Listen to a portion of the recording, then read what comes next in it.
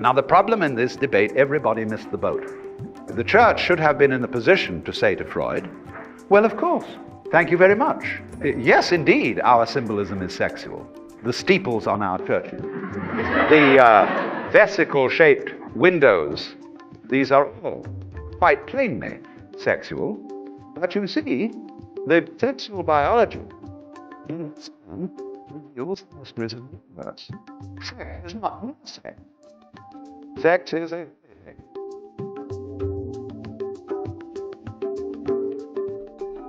Welcome to the Alan Watts podcast, and I'm your host, Mark Watts. And today we're going to begin a series of talks on Eastern and Western religion. Today's is kind of a humorous talk. It's called Religion and Sexuality. It was recorded live in the mid-60s, and it reflects his broad experience with Eastern and Western religions, and particularly his time in the church when he was an Anglican priest. During those years, he was trying to cultivate a greater awareness of the mystical aspects of Christianity. He left the church in 1950, but the experiences that he had stayed with him and became the material for many talks given in the early 60s. So this one is Religion and Sexuality, and our podcast is co-produced with the Ram Dass Be Here Now podcast network, and our music is provided by Moment Records featuring Zakir Hussain from the album Rhythm Experience. And now here's Alan Watts with Religion and Sexuality.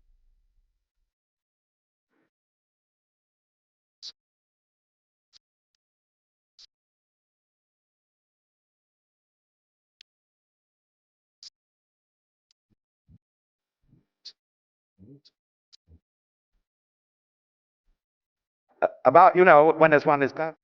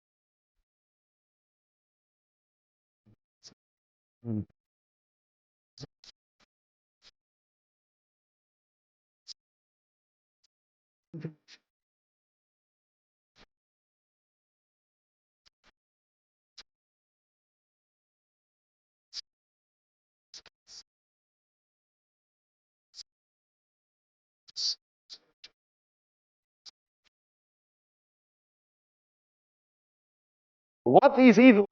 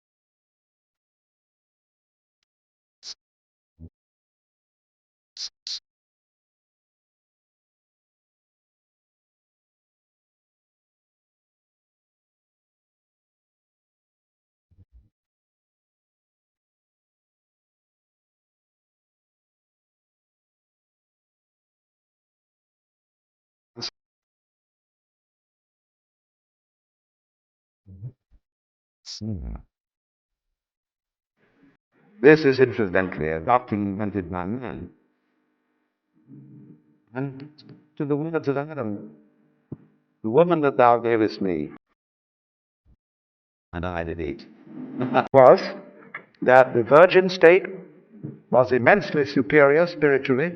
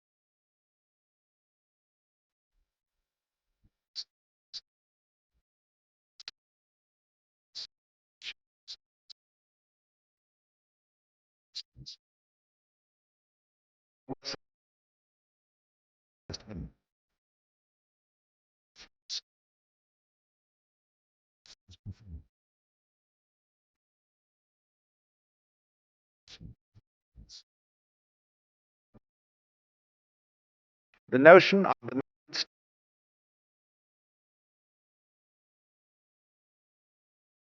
the play might be carried on, and the notion that the girl you marry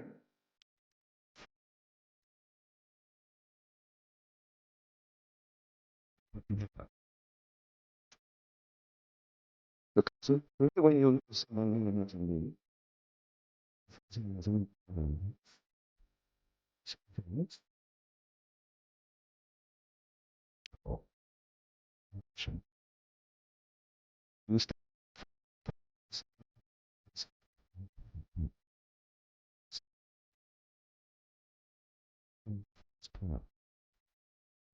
you that.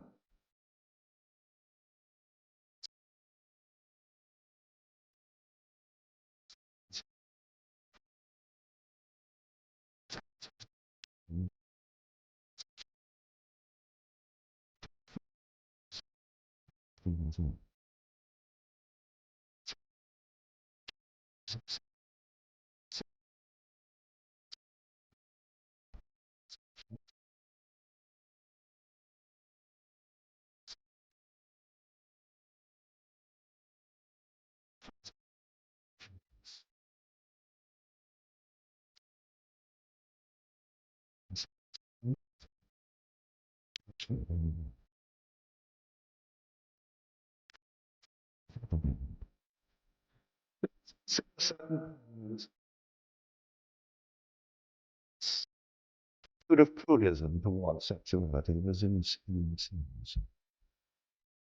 time.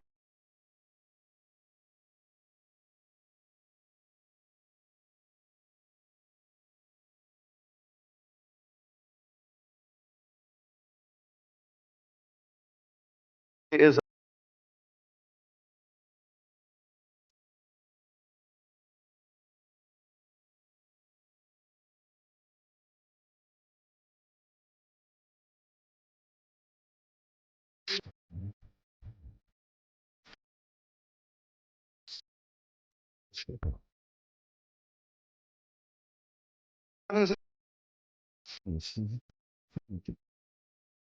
career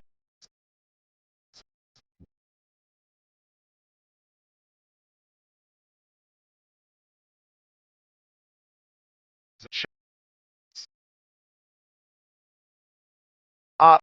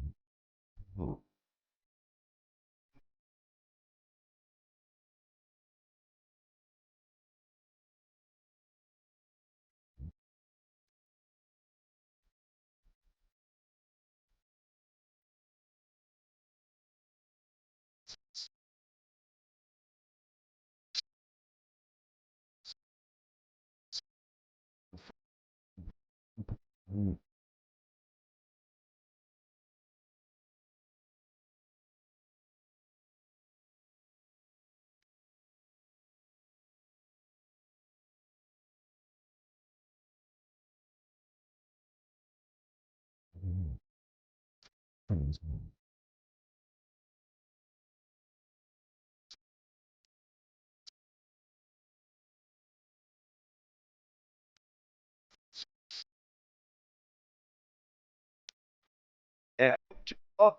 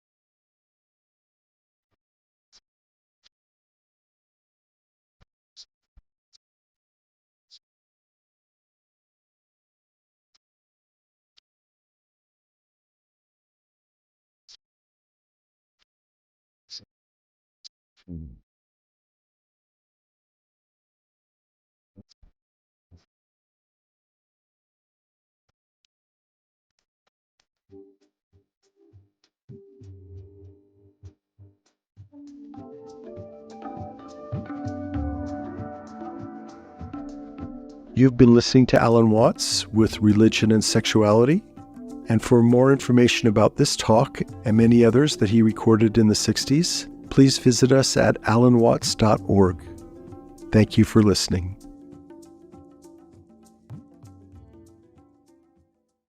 Have you ever had one of those moments where everything seemed to go wrong at once? Your morning coffee spills, you miss the bus, someone says something that cuts just a little too deep, and by the end of the day you're left wondering, what is going on?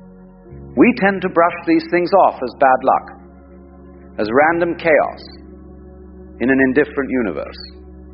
But what if I told you that these moments, these patterns, these seemingly accidental collisions of circumstance are not random at all? What if the universe has been trying to get your attention and you've been too busy, too distracted, too caught up in the noise to notice? Now, before you think I'm suggesting some cosmic postman is delivering little warning notes to your doorstep, let me clarify. The universe doesn't work with telegrams or smoke signals. It speaks in the language of pattern, of rhythm, of synchronicity. It speaks through the very fabric of your experience. And when you're heading in a direction that's out of tune with the fundamental nature of things, when you're pushing against the current rather than flowing with it, the universe has ways of getting your attention. Think about it this way. If you were walking toward the edge of a cliff, wouldn't you want someone to tap you on the shoulder? The universe is always tapping. The question is whether you're listening. Let's talk about what these signs actually look like. Because I think most of us, when we hear the word sign, imagine something dramatic. A burning bush, a voice from the heavens, a lightning bolt spelling out your name. But the universe is far more subtle than that. It whispers before it shouts. It nudges before it pushes. And if you ignore the whispers long enough, well, then you might find yourself face down in the mud, wondering how you got there. The first sign is resistance. Persistent, grinding, exhausting resistance. You wake up every morning with a sense of dread about the day ahead. Your work feels like pushing a boulder uphill. Your relationships feel strained, forced, like wearing shoes that are 2 sizes too small. Everything requires tremendous effort, and nothing seems to flow naturally. This is not life being difficult for the sake of difficulty. This is the universe telling you that you're swimming against the current. You're trying to force something that doesn't want to be forced. You're clinging to a path that isn't yours to walk. The river wants to carry you in a certain direction, but you're gripping the rocks on the shore, insisting that you know better. Here's the thing. Life is supposed to have a certain ease to it. Not ease in the sense that everything is comfortable and nothing challenges you, but ease in the sense that when you're moving in harmony with your nature, with the way things actually work, there's a flow. Things open up. Doors appear. Opportunities present themselves. It's like sailing with the wind rather than against it. But when you're out of alignment, when you're forcing yourself to be someone you're not, or chasing something that was never meant for you, the universe puts obstacles in your path, not to punish you, but to redirect you, to get you to stop and ask, wait, why is this so hard? Why does this feel so wrong? The second sign is repetition. The same problems keep showing up in different disguises. You leave one job because of a difficult boss, only to find the exact same personality at the next company. You end a relationship because your partner wouldn't listen to you. And somehow your next relationship has the same issue. You move to a new city to escape your problems, only to discover that you packed them in your suitcase and brought them along. This is not coincidence. This is not bad luck. This is the universe holding up a mirror. It's saying, look, here's the pattern. Here's the thing you need to see about yourself. Here's the lesson you keep refusing to learn. The universe is remarkably patient, but it's also remarkably persistent. If there's something you need to understand, something you need to change, it will keep presenting you with the same situation over and over again until you finally get it. It's like being stuck on the same level of a game because you haven't learned the skill you need to progress. And the interesting thing is, the moment you actually learn the lesson, the moment you genuinely shift something inside yourself, the pattern disappears. Suddenly those difficult people stop appearing in your life. Those situations that used to trigger you don't bother you anymore. Not because the world changed, but because you changed. You learned what you needed to learn, and the universe said, all right, let's move on to the next chapter. The third sign is exhaustion. Not the kind of tired you feel after a good day's work. Not the pleasant fatigue of having used your body and mind fully, but a bone-deep, soul-crushing exhaustion that no amount of sleep seems to cure. You wake up tired, you go to bed tired, everything feels heavy. This is your system telling you that something is fundamentally wrong. You're living in a way that drains you rather than sustains you. You're giving your energy to things that don't deserve it. You're maintaining a version of yourself that requires constant effort to uphold. Think about it. A tree doesn't get exhausted from being a tree. A bird doesn't tire itself out by being a bird. They simply are what they are, and in being what they are, they fulfill their nature effortlessly. But we humans have this peculiar habit of trying to be something we're not. We create elaborate personas, we maintain complicated lies, we twist ourselves into shapes that please others while betraying ourselves. And this requires enormous energy. When the universe sends you exhaustion, it's saying, stop, rest, reconsider. The way you're living is not sustainable. Something has to change. The fourth sign is disconnection. You feel increasingly isolated from the people around you. Conversations feel hollow. Your relationships lack depth.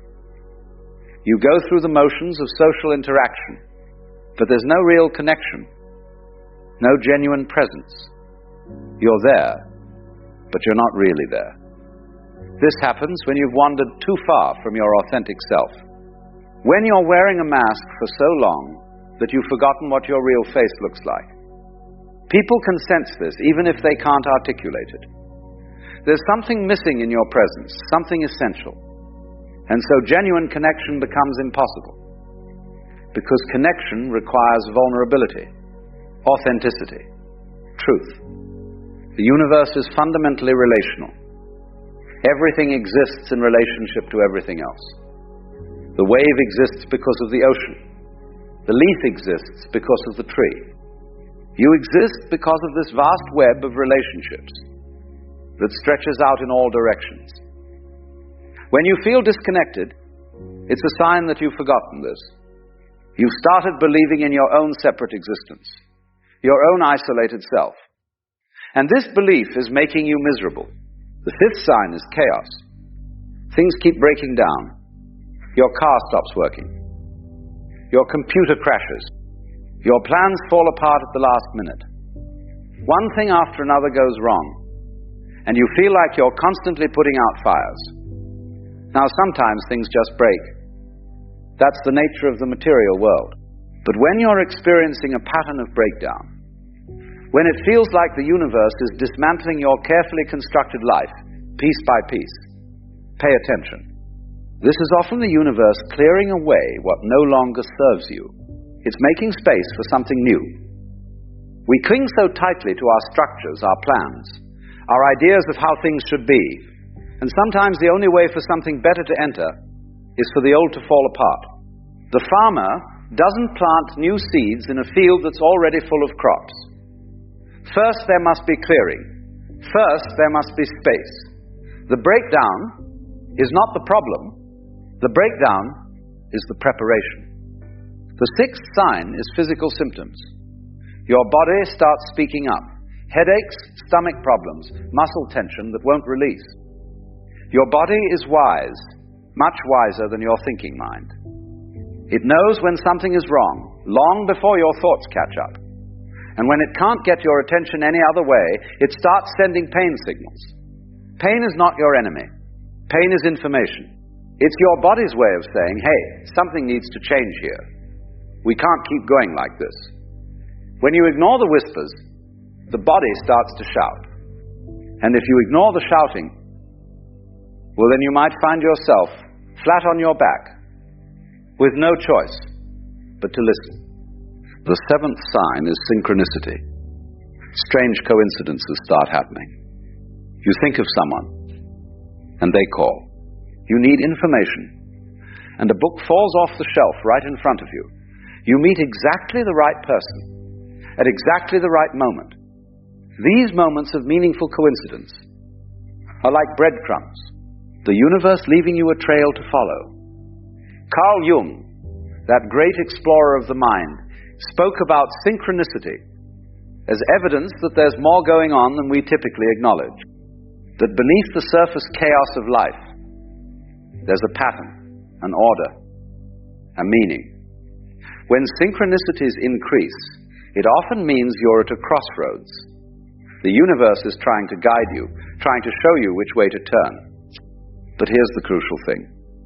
These signs are not omens of doom. They're not the universe being cruel or punishing you. They're course corrections. They're love letters, written in the language of reality. The universe is not trying to hurt you. It's trying to wake you up. Think about a fever. When you have an infection, your body raises its temperature. This doesn't feel good. It's uncomfortable, sometimes even painful. But the fever is not the problem. The fever is the solution. It's your body's way of fighting off what doesn't belong. In the same way, these signs, these disruptions, these uncomfortable moments are not the problem. They're your life's immune system activating.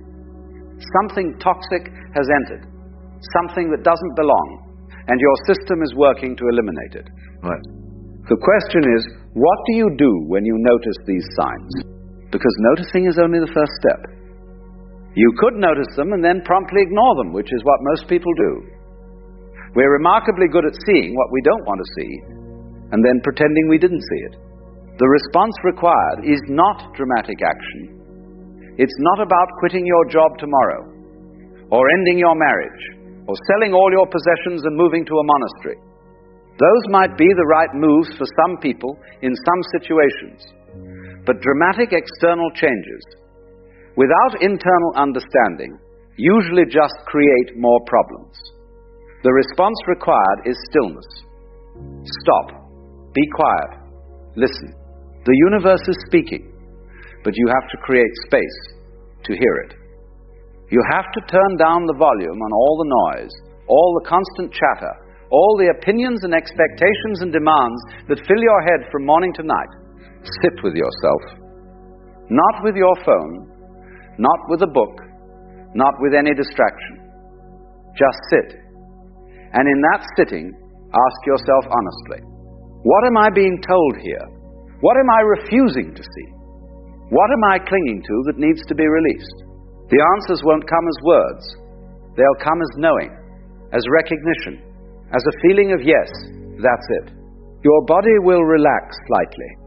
Something that was tight will loosen. This is the sign that you've touched truth. And then, once you've heard the message, once you've understood what's being asked of you, the work is simple but not easy.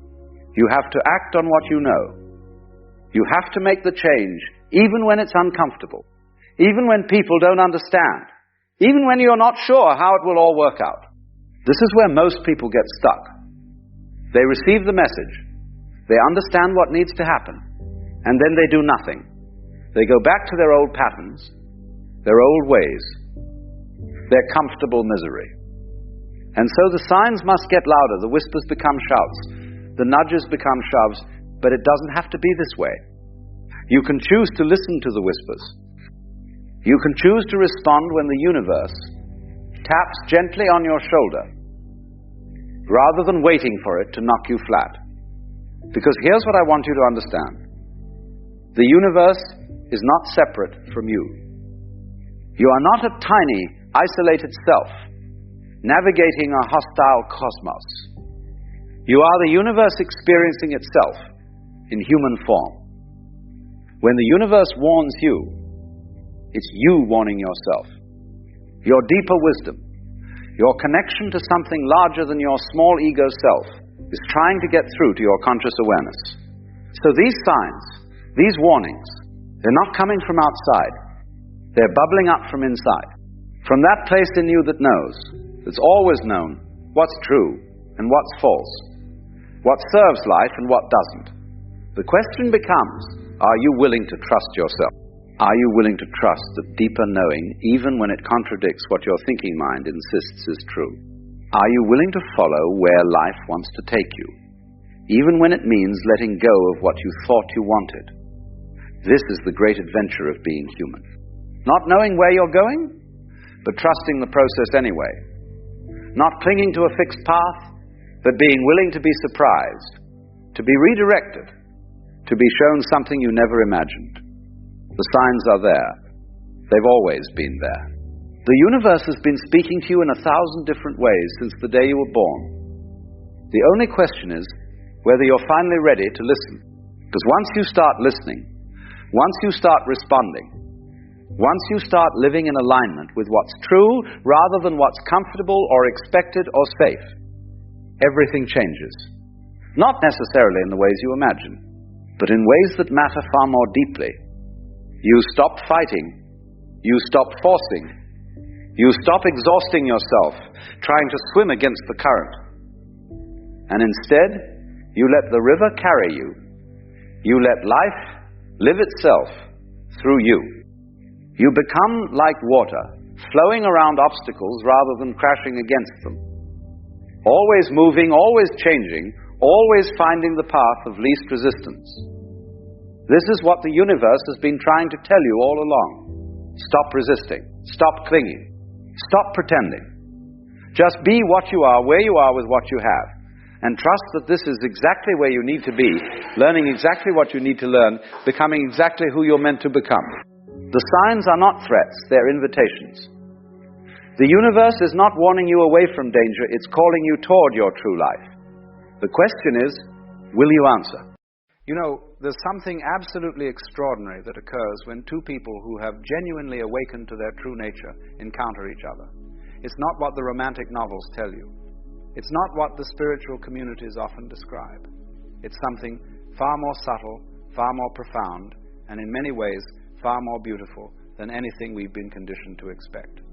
Most relationships, if we're honest, are based on a kind of mutual incompleteness.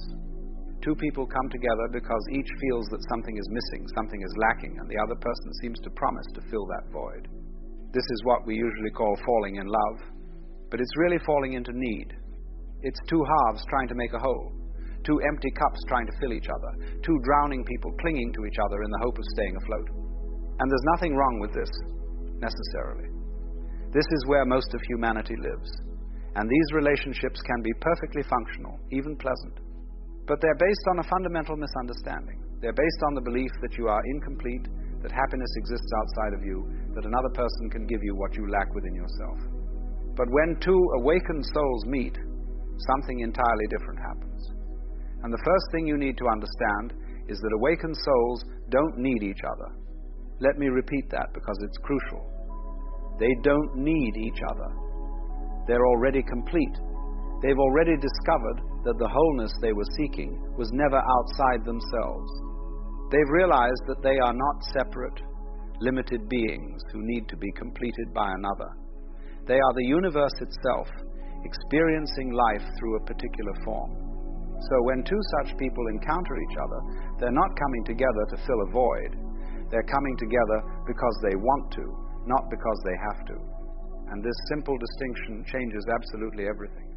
The entire quality of the relationship is transformed when it's based on choice rather than need, on preference rather than desperation, on celebration rather than compensation. Think about it this way. When you're hungry, really hungry, you'll eat almost anything. You're not tasting the food, you're just trying to fill the emptiness. But when you're already satisfied, when you're already full, then if you choose to eat, it's pure enjoyment.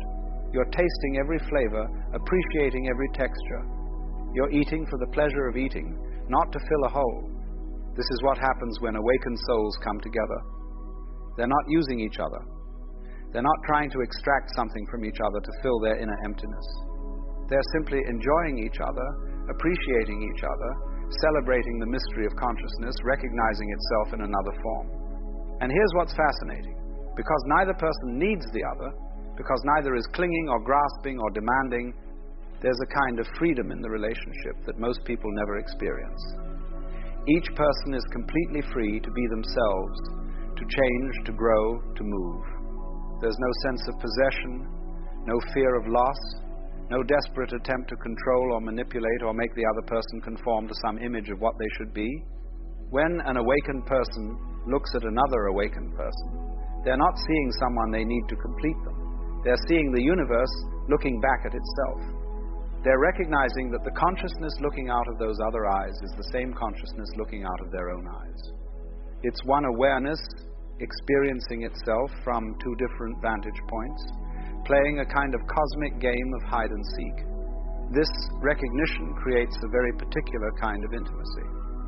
It's not the desperate, clinging intimacy of two people who fear being alone. It's not the melodramatic intensity of two egos trying to merge and losing themselves in the process. It's something much more spacious, much more relaxed. It's the intimacy of two dancers who trust each other completely, who don't need to hold on to each other to stay balanced, who can move independently while still being perfectly synchronized. Let me tell you what doesn't happen when two awakened souls meet. There's no drama. Oh, there might be passion, there might be intensity, but there's no drama in the neurotic sense. No games, no manipulation, no power struggles, no desperate attempts to change the other person. Because both people have seen through the game of ego. They're not playing it with each other. There's no jealousy, or at least no clinging jealousy. An awakened person might feel a momentary flash of jealousy because they're still human, but they don't identify with it. They don't make it into a story. They don't use it as a weapon. They see it for what it is, a temporary emotion, a wave on the surface of consciousness, nothing more. There's no fear of abandonment, because the awakened person knows they can never truly be abandoned. They know that even if the other person walks away, they're still complete, still whole, still connected to the universe itself. They might feel sadness at the ending of a relationship, but they don't experience that existential terror that comes from believing you've lost something essential to your survival. And perhaps most importantly, there's no attempt to possess the other person. The awakened soul understands that you cannot possess another human being any more than you can possess the wind or the ocean or the sky. The other person is free, has always been free, will always be free. And rather than seeing this as a threat, the awakened person sees it as beautiful. They're not trying to cage a bird. They're marveling at the bird's ability to fly. So what does happen when two awakened souls meet? First, there's recognition. It's often instantaneous. Not in the romantic sense of love at first sight, but in a deeper sense of, I see who you really are, and you see who I really am. There's a kind of transparency that occurs. All the usual masks, all the social performances, all the ego defenses, they become unnecessary. Both people can relax into their authentic nature. This recognition creates a very particular quality of communication. When awakened souls communicate, they're not just exchanging information or defending positions or trying to impress each other. They're playing, they're exploring, they're dancing with ideas and perspectives. They can disagree completely about something without it threatening the relationship, because they're not identified with their opinions. They're not their thoughts. They're the awareness in which thoughts arise. There's also a profound respect, not the superficial respect of politeness, but a deep recognition of the mystery that each person is. The awakened soul knows that they cannot fully understand another person, can never completely know them, and they don't try to. They allow the other person to remain mysterious, to be unpredictable, to surprise them. They're not trying to figure the other person out so they can control or manipulate them. They're simply appreciating the enigma. When two awakened souls are together, there's often long stretches of comfortable silence. They don't need to fill every moment with words. They're comfortable with just being in each other's presence. The silence isn't awkward or uncomfortable. It's full, rich, alive. They're communing at a level deeper than words. consciousness, resting in consciousness, awareness, enjoying awareness. And when they do speak, there's a quality of listening that's quite rare. Each person is truly hearing the other, not just waiting for their turn to talk, not filtering everything through their own agenda or assumptions. They're open, curious, genuinely interested in the other person's perspective, even if it's completely different from their own. There's also a kind of humor that emerges when awakened souls meet. They can laugh at the cosmic joke together. They can see the absurdity of existence, the improbability of consciousness, the strange game that life is playing. They don't take themselves too seriously. They can laugh at their own egos, at their own patterns, at the human comedy of which they're both a part. Physical intimacy, when it occurs between awakened souls, takes on a completely different quality. It's not about need or conquest or validation. It's not about using the other person's body to distract yourself from your inner emptiness. It's a celebration, a dance, a form of play. It's consciousness, exploring consciousness through physical form. There's no performance anxiety because neither person is trying to prove anything. There's no disconnection because both people are fully present, fully aware, fully alive to the moment. And here's something interesting. Awakened souls can be together or apart with equal ease. They don't cling to constant togetherness. They understand that closeness and distance are both valuable, that separation can be as nourishing as union. They can give each other space without it meaning rejection. They can come together without it meaning possession. There's a natural rhythm to the relationship, like breathing in and breathing out, coming together and moving apart. And neither phase is seen as better or worse than the other. When conflicts arise, as they inevitably do, even between awakened souls, they're handled very differently. There's no need to be right. There's no need to win. Both people are more interested in understanding than in being understood, more interested in resolution than in victory. They can admit when they're wrong without it threatening their sense of self. They can apologize without resentment. They can forgive without keeping score. There's also a profound generosity in the relationship. Not the forced generosity of someone who's trying to earn love, but the natural generosity of someone who's already full.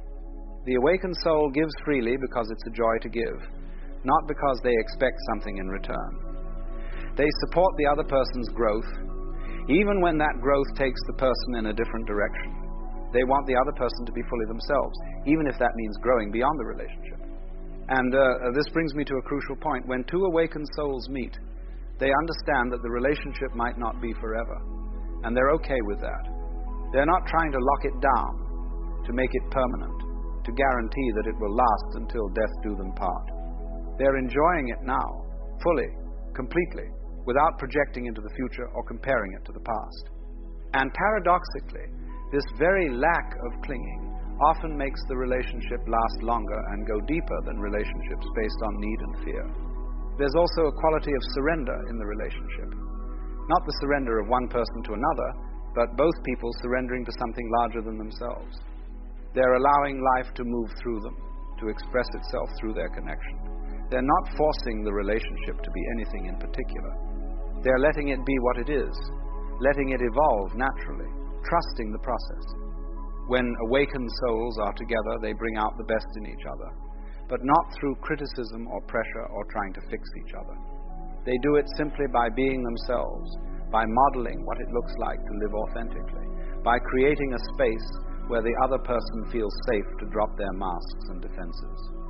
Each person's awakening deepens the other's awakening.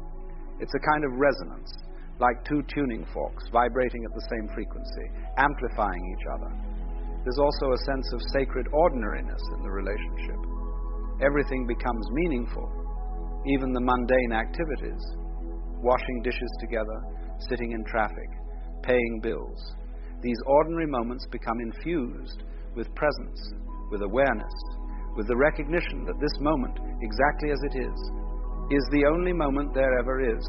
They're not waiting for some special moment in the future to be happy. They're finding the extraordinary in the ordinary, the sacred in the mundane.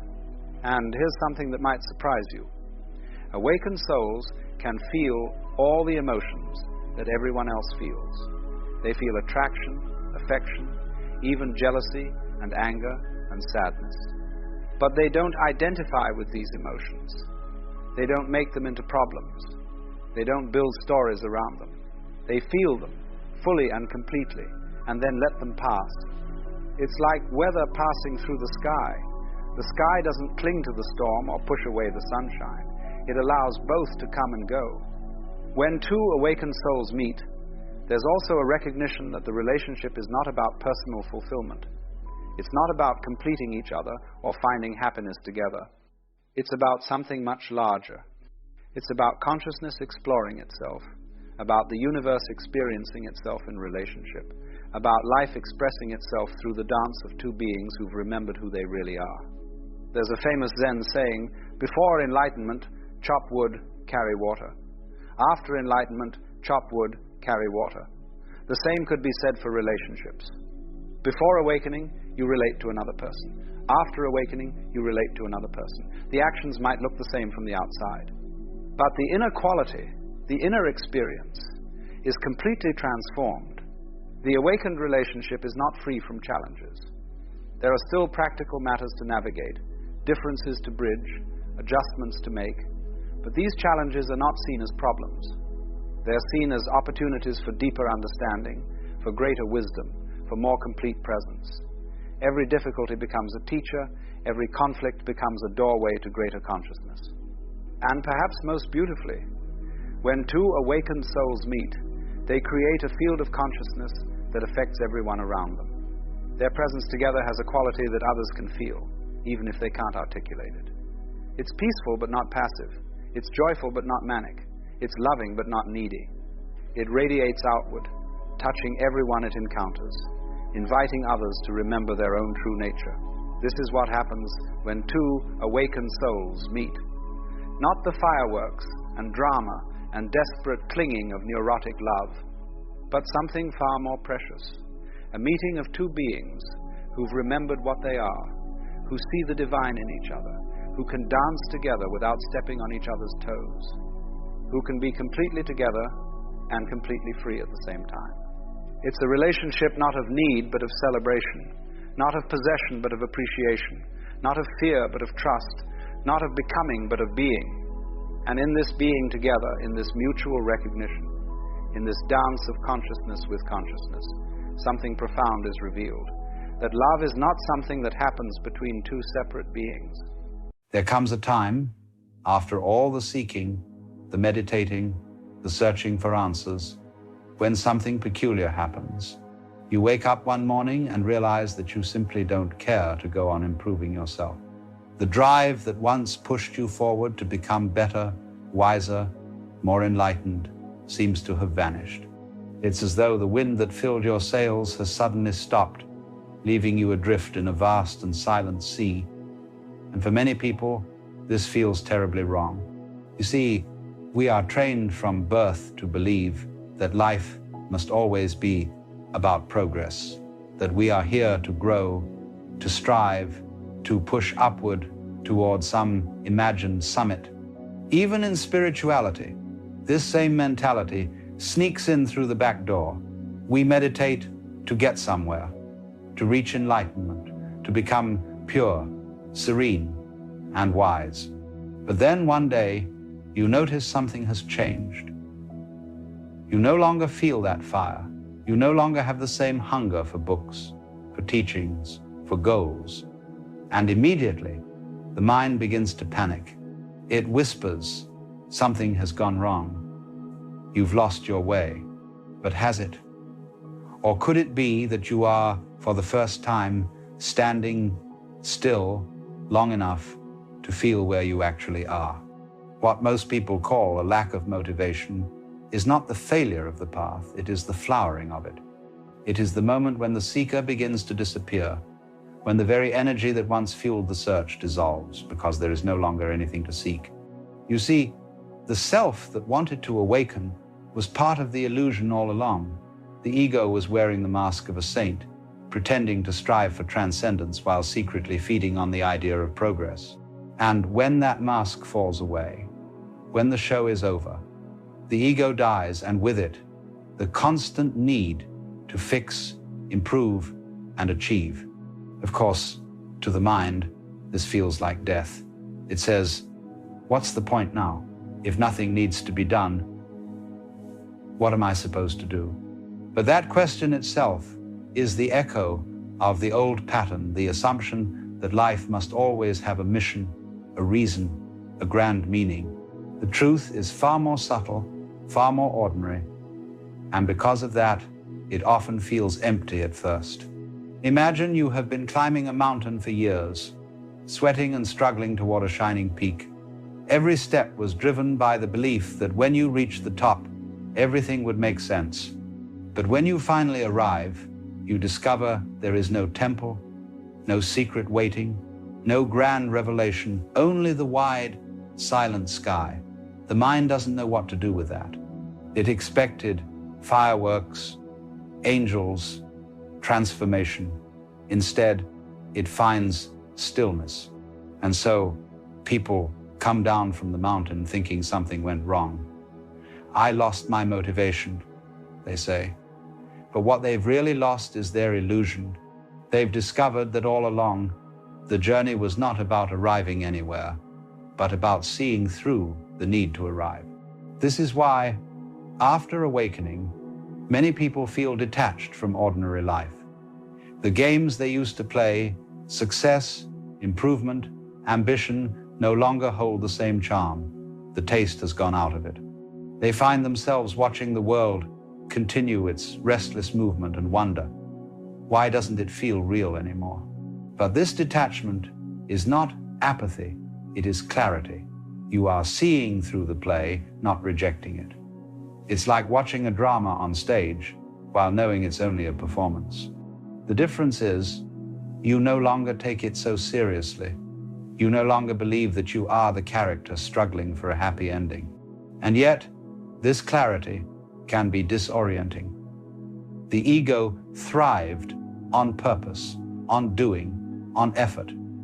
Without those, it feels useless, naked. It begins to whisper, you've lost your spark. You're becoming lazy. But what is laziness? It is a word we use to condemn stillness. We have been so deeply conditioned to equate motion with meaning that we cannot imagine that doing nothing could be intelligent. Consider nature. The tree does not strain to grow, it unfolds. The river does not push itself to flow, it moves because of gravity. The clouds drift, the seasons change, and not one of them needs a motivational quote to do so. Their being is their doing. They do not divide the world into progress and stagnation. They simply are, and that is enough. So when you find yourself unmotivated after awakening, it may not be a problem to solve, but a lesson to learn. Life is inviting you to rediscover a deeper rhythm, one that does not depend on the whip of the ego. For the first time, you are allowed to rest, to breathe, to exist without striving. And that can feel terrifying because it's so unfamiliar. The mind, when faced with stillness, becomes restless. It begins to invent new goals. Perhaps I should start manifesting. Perhaps I should find my life purpose. Perhaps I should help others awaken. These are subtle disguises of the same old game. The ego does not care what it's chasing, so long as it's chasing something. But awareness has no need to chase.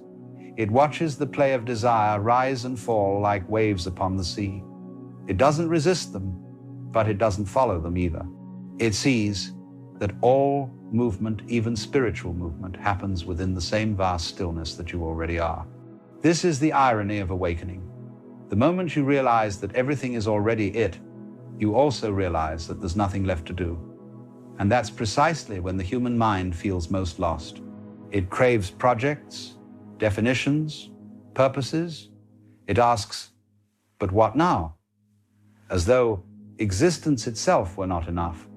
You must understand motivation belongs to the realm of becoming, but awakening belongs to the realm of being. The two operate on different frequencies. When you awaken, the machinery of becoming winds down. It doesn't mean you'll never move again. It means movement will no longer be born of lack. And perhaps that is the true lesson. Before awakening, you act because you believe something is missing. After awakening, you see that nothing was ever missing, and so your actions change their flavor. They become spontaneous, effortless, playful. But before this natural action returns, there is often a long silence, a spiritual winter. In that winter, you may feel uninspired, tired, or disconnected. But don't try to fix it. It is not a mistake. It is a cleansing. The old motives are dissolving so that new, purer ones can appear not from the mind, but from life itself. Think of it like the stillness before spring. The ground looks barren, the air cold, the trees lifeless, but beneath the surface, everything is quietly preparing to bloom.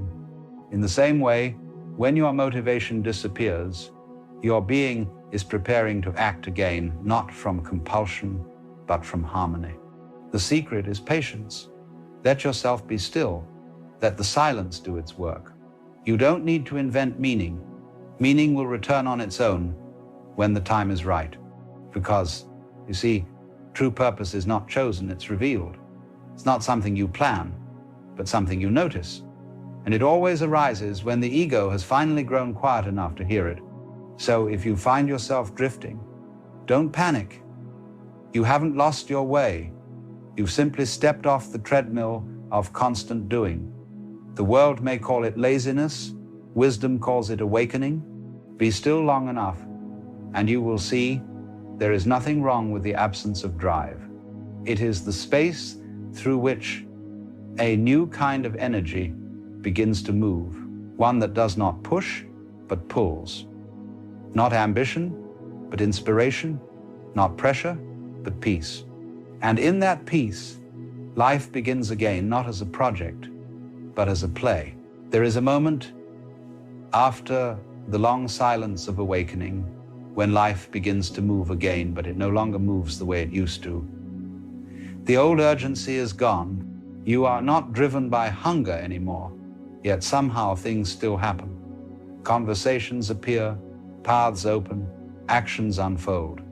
It is as if existence itself has taken over the steering wheel, and you are simply being carried.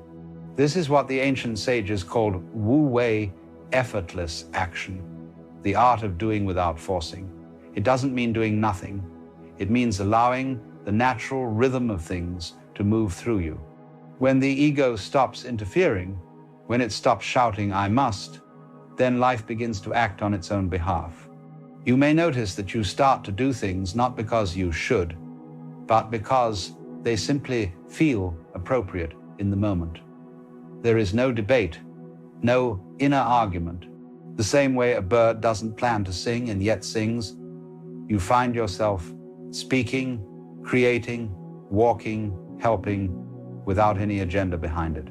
Action becomes spontaneous, graceful, almost playful. At first, this can feel strange. We have spent so many years measuring worth by productivity that spontaneous action seems irresponsible. But in truth, the most natural work is done by those who have nothing to prove. When you are no longer seeking meaning, your every movement begins to express it. Think of the musician who stops performing to impress the crowd and instead plays for the sheer joy of sound. The melody that emerges from that state carries a depth no effort can produce. That is the same energy that returns after awakening, not ambition, but participation. You see, the problem with motivation, as the world understands it, is that it is always conditional. I must act in order to become. I must improve in order to deserve. But existence doesn't demand this bargain. The tree does not grow in order to earn sunlight. It grows because it is sunlight made visible. In the same way, when the illusion of separation fades, action becomes the natural radiance of being. When you realize this, life begins to flow again. Not because you make it flow, but because you stop standing in the way. You discover that inspiration arises like breathing, effortless, cyclical, renewing itself moment after moment. Yet even here, the mind sometimes returns with questions. If all is effortless, what about responsibility? What about discipline, goals, the world that still needs building? But understand, Wu Wei is not chaos, it is order deeper than control. It is the rhythm that runs beneath both rest and movement. The river does not need discipline to find the sea. Its path is shaped by the very landscape it flows through. Your life is the same. Every bend, every still pool, every rushing drop, all are guided by the larger terrain of existence. When you trust that, you realize that the flow never truly stops. It only changes tempo. Of course, there will still be days of confusion, days of fatigue. Enlightenment doesn't erase your humanity. It deepens it. The body still grows tired, the heart still feels loss, the mind still wanders. But now you see these not as obstacles, but as part of the music. There is no need to fight the downbeat, for it gives meaning to the rise that follows. When motivation seems to fade again, smile. It is simply another tide turning. Rest when you rest, move when you move. The universe breathes through both. Something beautiful happens once you stop chasing constant growth. Gratitude begins to appear. Not the gratitude that says thank you for this blessing, but the quiet awareness that every breath is a blessing. When you wake up and realize you need nothing, everything you touch feels sacred. You begin to notice how even the smallest things shimmer with significance. The sound of a kettle, the shadow of leaves, the warmth of sunlight through the window.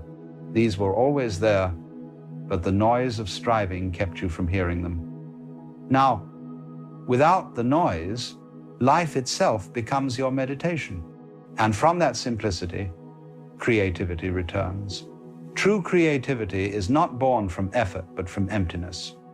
A cup must be empty to be filled. When you stop trying to produce meaning, meaning pours in. You might paint again, write again, work again, but the energy behind it has changed. It is no longer a performance. It is communion. This is why great art, great love, and great wisdom all arise from surrender. They come from those who have ceased demanding that life makes sense. For when you stop forcing it to be extraordinary, it reveals that it always was. So, you see, motivation after awakening doesn't vanish forever. It transforms. It shifts from personal will to universal will, from I must to it moves. You become the instrument through which life plays its tune. Some days it's gentle, some days wild, but every note belongs. If you watch carefully, you will notice that everything around you already lives this way. The stars do not compete for brightness, each shines where it is. The waves do not envy the tide, each rises and falls in perfect timing. Even the silence between sounds is part of the song. To live like this is not to escape the world, but to see it clearly for the first time. You don't retreat from life, you melt into it. Work still happens, relationships still form, choices still appear, but they are lighter now, more fluid, less desperate. The strain is gone, and with that strain gone, a different kind of joy arises, not the explosive joy of victory, but the quiet joy of belonging. You realize you never had to conquer the world to find peace. You only had to stop fighting with it.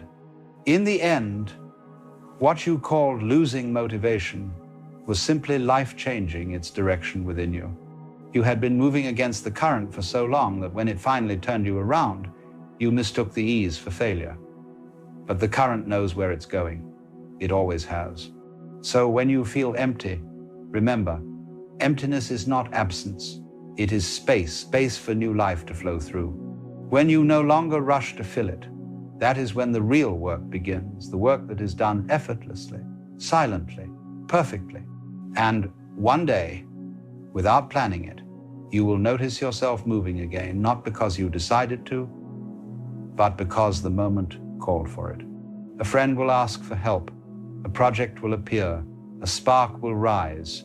You will respond naturally, joyfully, without question.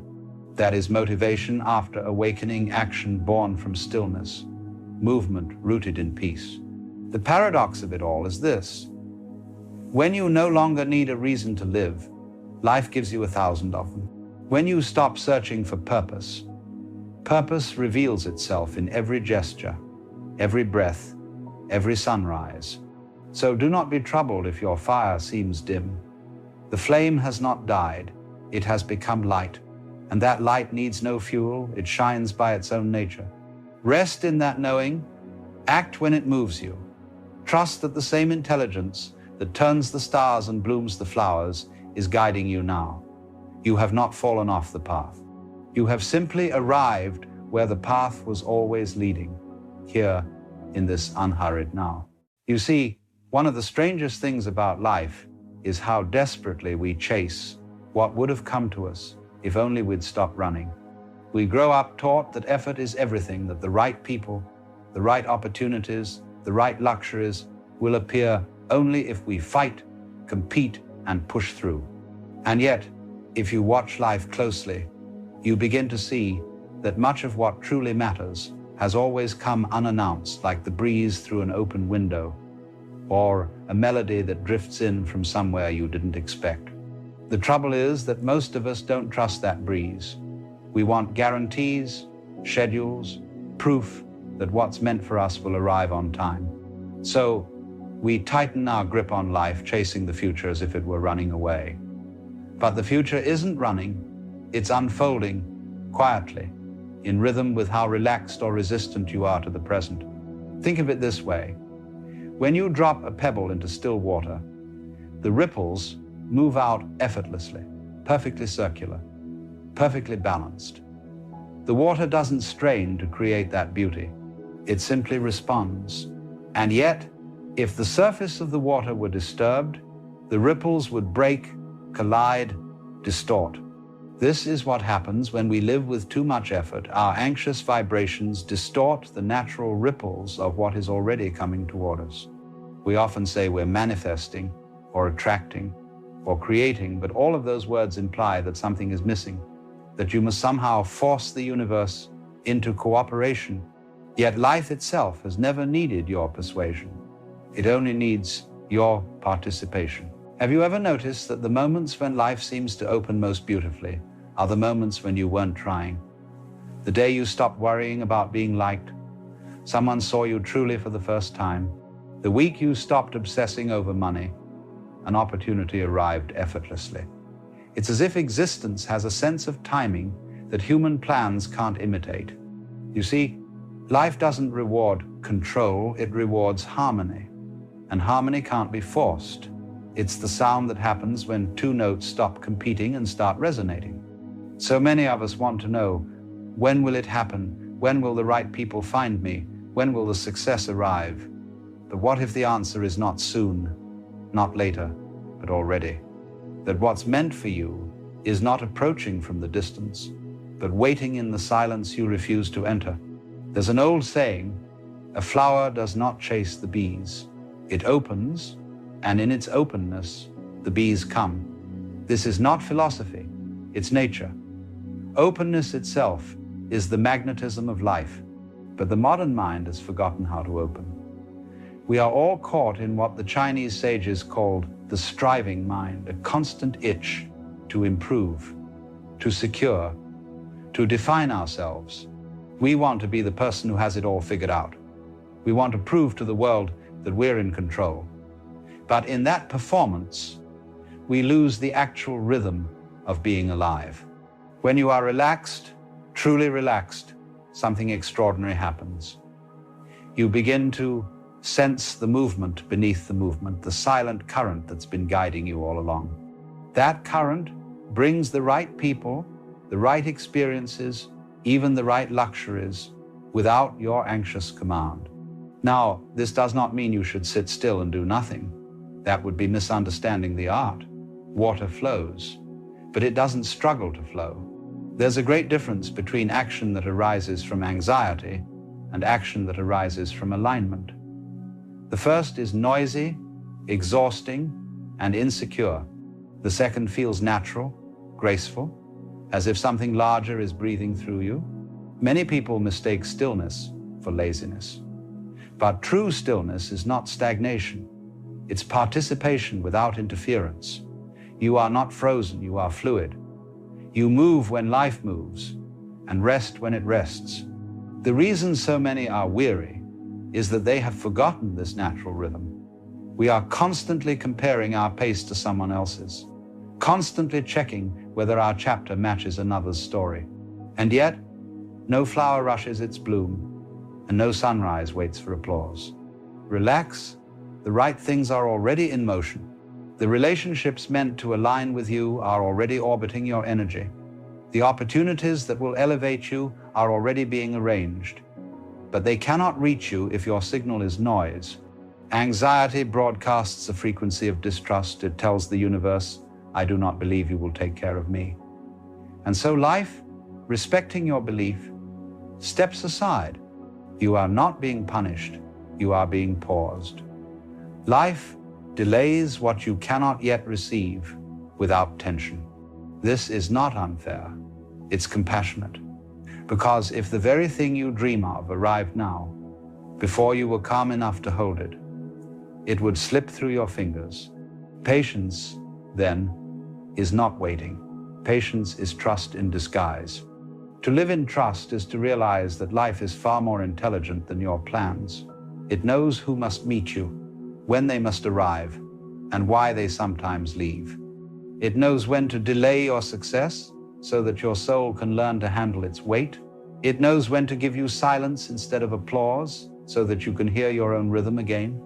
And so, if you can stop clinging to timing, you may find that the people, luxuries, and experiences you thought you had to chase begin to appear uninvited because they were never gone. They were simply waiting for you to become still enough to notice them. Imagine your life as a great orchestra. Every person, event, and desire is an instrument. You are not the conductor. You are the audience and the music all at once.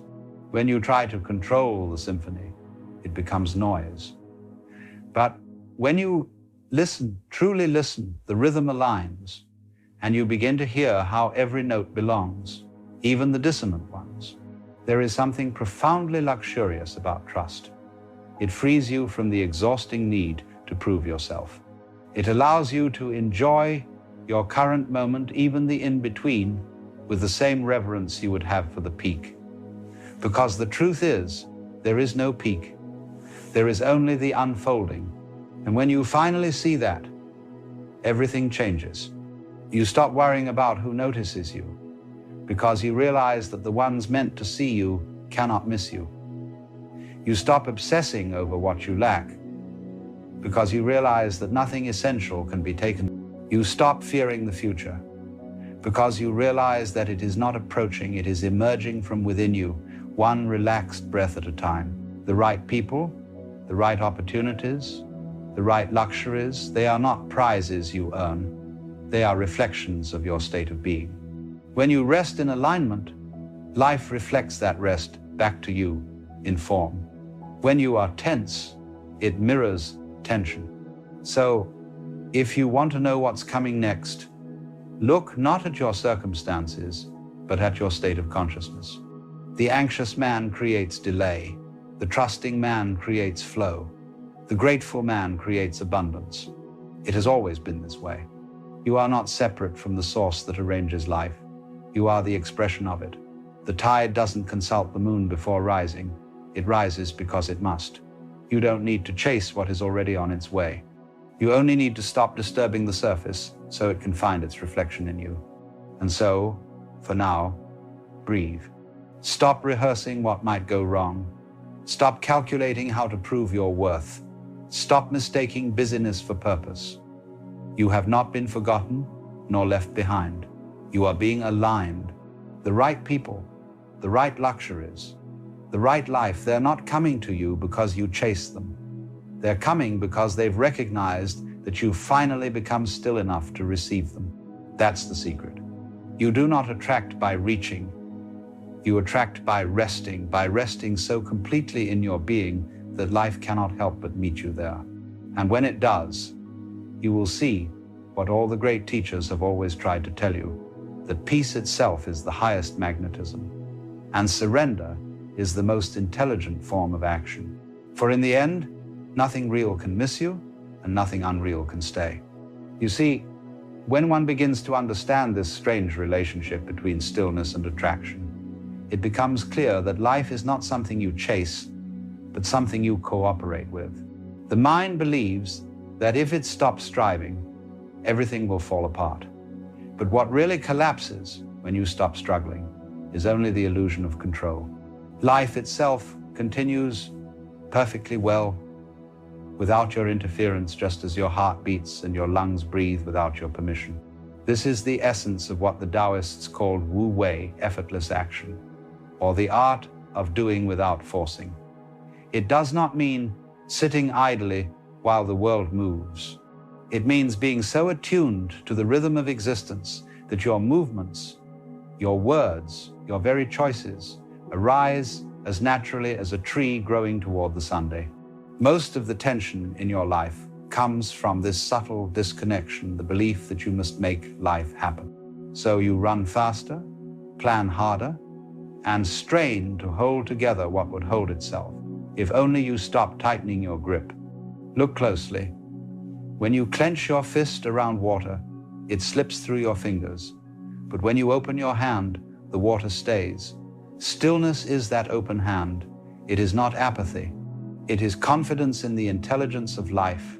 You've noticed, perhaps, that certain people seem to attract the right opportunities without apparent effort. It is not that they are luckier. It is that they have learned to move with the current instead of against it. They trust the timing of things. They listen inwardly before they act outwardly.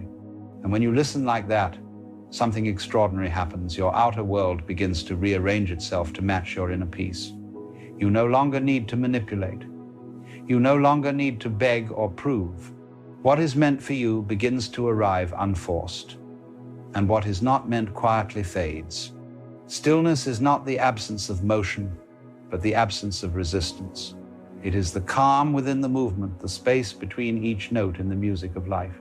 Without that space, the melody would be unbearable. The silence between the notes is what allows the sound to sing. You may find this in something as simple as breathing. Notice how your breath moves in and out without you commanding it. You may try to control it, but after a few moments, the body takes over again, finding its natural rhythm. Life is just like that breath. You may hold it for a while, but eventually it breathes itself. This is what happens when you learn to trust the flow of your existence. You begin to breathe with life, not against it. And as you do, you'll begin to see that the right people, those who nourish your spirit and not just your ego, will enter your orbit quietly, without drama. You won't have to chase them, persuade them, or earn their approval. They will recognize your stillness as something familiar, something they've been seeking without knowing it. The universe communicates in resonance, not in noise. When you are frantic, you attract the frantic. When you are calm, you attract the calm. When you are desperate, you draw desperation. But when you rest in your own being, what is true begins to move toward you as if by some invisible magnetism. And this is not magic. It is simply law, the same law that governs sound, light, and tide.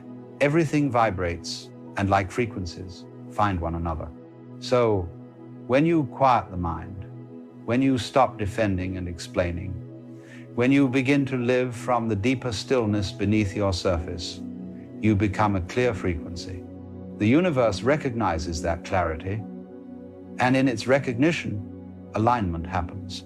You see, the anxious person builds walls thinking they are building safety. The still person opens windows and safety finds them. Stillness allows life to recognize itself through you. It is the bridge between you and everything you believe you are missing. Now, this doesn't mean the journey will always be without challenge. The current still carries waves, but even a wave, when understood, is only the sea rising to greet the wind. In the same way, your challenges are the universe adjusting your rhythm tuning you to greater harmony. So when life slows you down, when plans fall apart, when you feel forgotten or delayed, remember, the pause is not punishment, the pause is placement. Something is aligning itself behind the scenes, in the silence you cannot yet see. This is why wisdom often hides in what the impatient call emptiness, because in that emptiness, all new things are born. When you sit by the ocean and listen to the waves, you are hearing the sound of both fullness and withdrawal. Each wave rises, expresses itself, and then dissolves, making space for the next. If you could freeze the wave at its peak, the beauty would die instantly. The motion is the miracle. So it is with your life. You cannot freeze any moment and call it success. The true luxury is not to possess, but to participate. When the mind becomes still enough, even the simplest act, sipping water, feeling sunlight, hearing laughter, becomes a kind of wealth that no money can purchase. For what you're experiencing in those moments is the luxury of being conscious, alive, aware. You will come to see that luxury is not always the gold or the car or the attention. True luxury is peace, the ability to sit with yourself and not crave an escape. And the irony, of course, is that when you no longer crave, abundance begins to surround you. Because abundance has always been here. It was your grasping that created the illusion of lack. You can see this reflected even in love. When you chase affection, it runs. When you radiate peace, it arrives. You cannot beg for what you already are. You can only realize it, and in realizing, reveal it to the world. The right people, the right luxuries, the right life, these are not rewards for effort. They are reflections of alignment. Life mirrors your state of consciousness precisely. And so the question is never when will it happen, but am I relaxed enough to let it? It is no accident that rivers curve. The direct path is rarely the natural one. Flow bends, turns, adjusts. If you were to straighten a river, you would destroy its grace. And if you try to straighten your own journey, you will exhaust yourself. The river knows where it's going. It doesn't need to see the sea to trust its direction. So too, your path is already leading you home, though you may not see the horizon yet. In our culture, we have become obsessed with control, controlling outcomes, narratives, even our own image. But the deeper you move into this obsession, the more life slips from your grasp. You become a sculptor who never stops chiseling until nothing is left of the stone. At some point, you must put down the tools and see that the masterpiece was never meant to be perfect, only alive. When you learn to relax into your being, you begin to sense that everything you once called coincidence was actually choreography. The right person calling at the right moment, the delay that led to a better opportunity, the heartbreak that made space for wisdom, none of it was random. It was life speaking to itself in a language too vast for the mind to translate. And so, if you can slow down enough to listen, you will hear it, the gentle hum of inevitability, the sound of what's already yours making its way to you, quietly, confidently, without rush. Relaxation is not passivity. It's participation with intelligence. It's knowing when to act and when to allow, when to move and when to trust movement itself. Even the stars, billions of miles apart, move in harmony because they are not forcing, they are obeying a rhythm older than thought. So, if you find yourself tired, burnt out, weary from effort, stop fighting the tide. Rest. Not because you've given up, but because the current will carry you better than your arms ever could. Everything you desire is already seeking you. The question is not how do I get it, but am I clear enough for it to recognize me? Because the truth is this: your stillness is not empty. It is full of intelligence, full of guidance, full of magnetic power that operates far beyond your conscious control. You do not summon what you want. You synchronize with it. And in that synchronization, life ceases to be a struggle and becomes a dance. You find that the luxuries, the people, the experiences arrive not as achievements, but as natural companions to your state of peace. They were never meant to be goals. They are confirmations.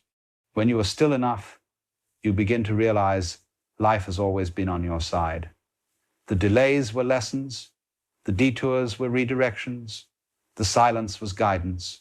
Nothing was wasted. Even now, as you listen, you are exactly where you should be. There is nowhere else to reach, nothing else to earn. The current knows where it's going, and you are part of that current. So breathe, trust, stay open, because right now, unseen and unheard, what belongs to you is already moving in your direction. And when it arrives, you will realize it was never coming from the outside at all. It was always emerging from the stillness within you. That is the quiet secret of the universe, and it is yours. We live in a society that worships control. From the moment we are born, we are taught that life is a series of problems to solve, challenges to overcome, and goals to achieve. We believe that the more we organize, plan, and hold tightly to the reins of our existence, the safer and happier we will become. And yet, as we grow older, a strange contradiction emerges. The more we try to control life, the more life seems to resist us. The harder we grip, the faster it slips away. It is almost comical when you think about it. Consider the way we structure our days, meticulously planning every hour, anticipating every potential outcome, and attempting to predict the unpredictable. We wake up each morning with a mental checklist, a blueprint for how the day should unfold. And yet, in a single moment, the unexpected appears: a traffic jam, a delayed message, a sudden illness, and our carefully laid plans unravel. Frustration arises, and we label this as bad luck, when in reality, it is merely life refusing to be tamed. Control, as it turns out, is not a mastery of reality. It is an illusion, a mental construct that gives the appearance of stability while masking the inherent unpredictability of existence. We cling to it because it feels safe. We cling because to acknowledge the lack of control is to confront uncertainty, and uncertainty is terrifying. Yet the paradox is that this very attempt to hold tightly creates tension, anxiety, and fear. The more we try to secure life, the more fragile it becomes.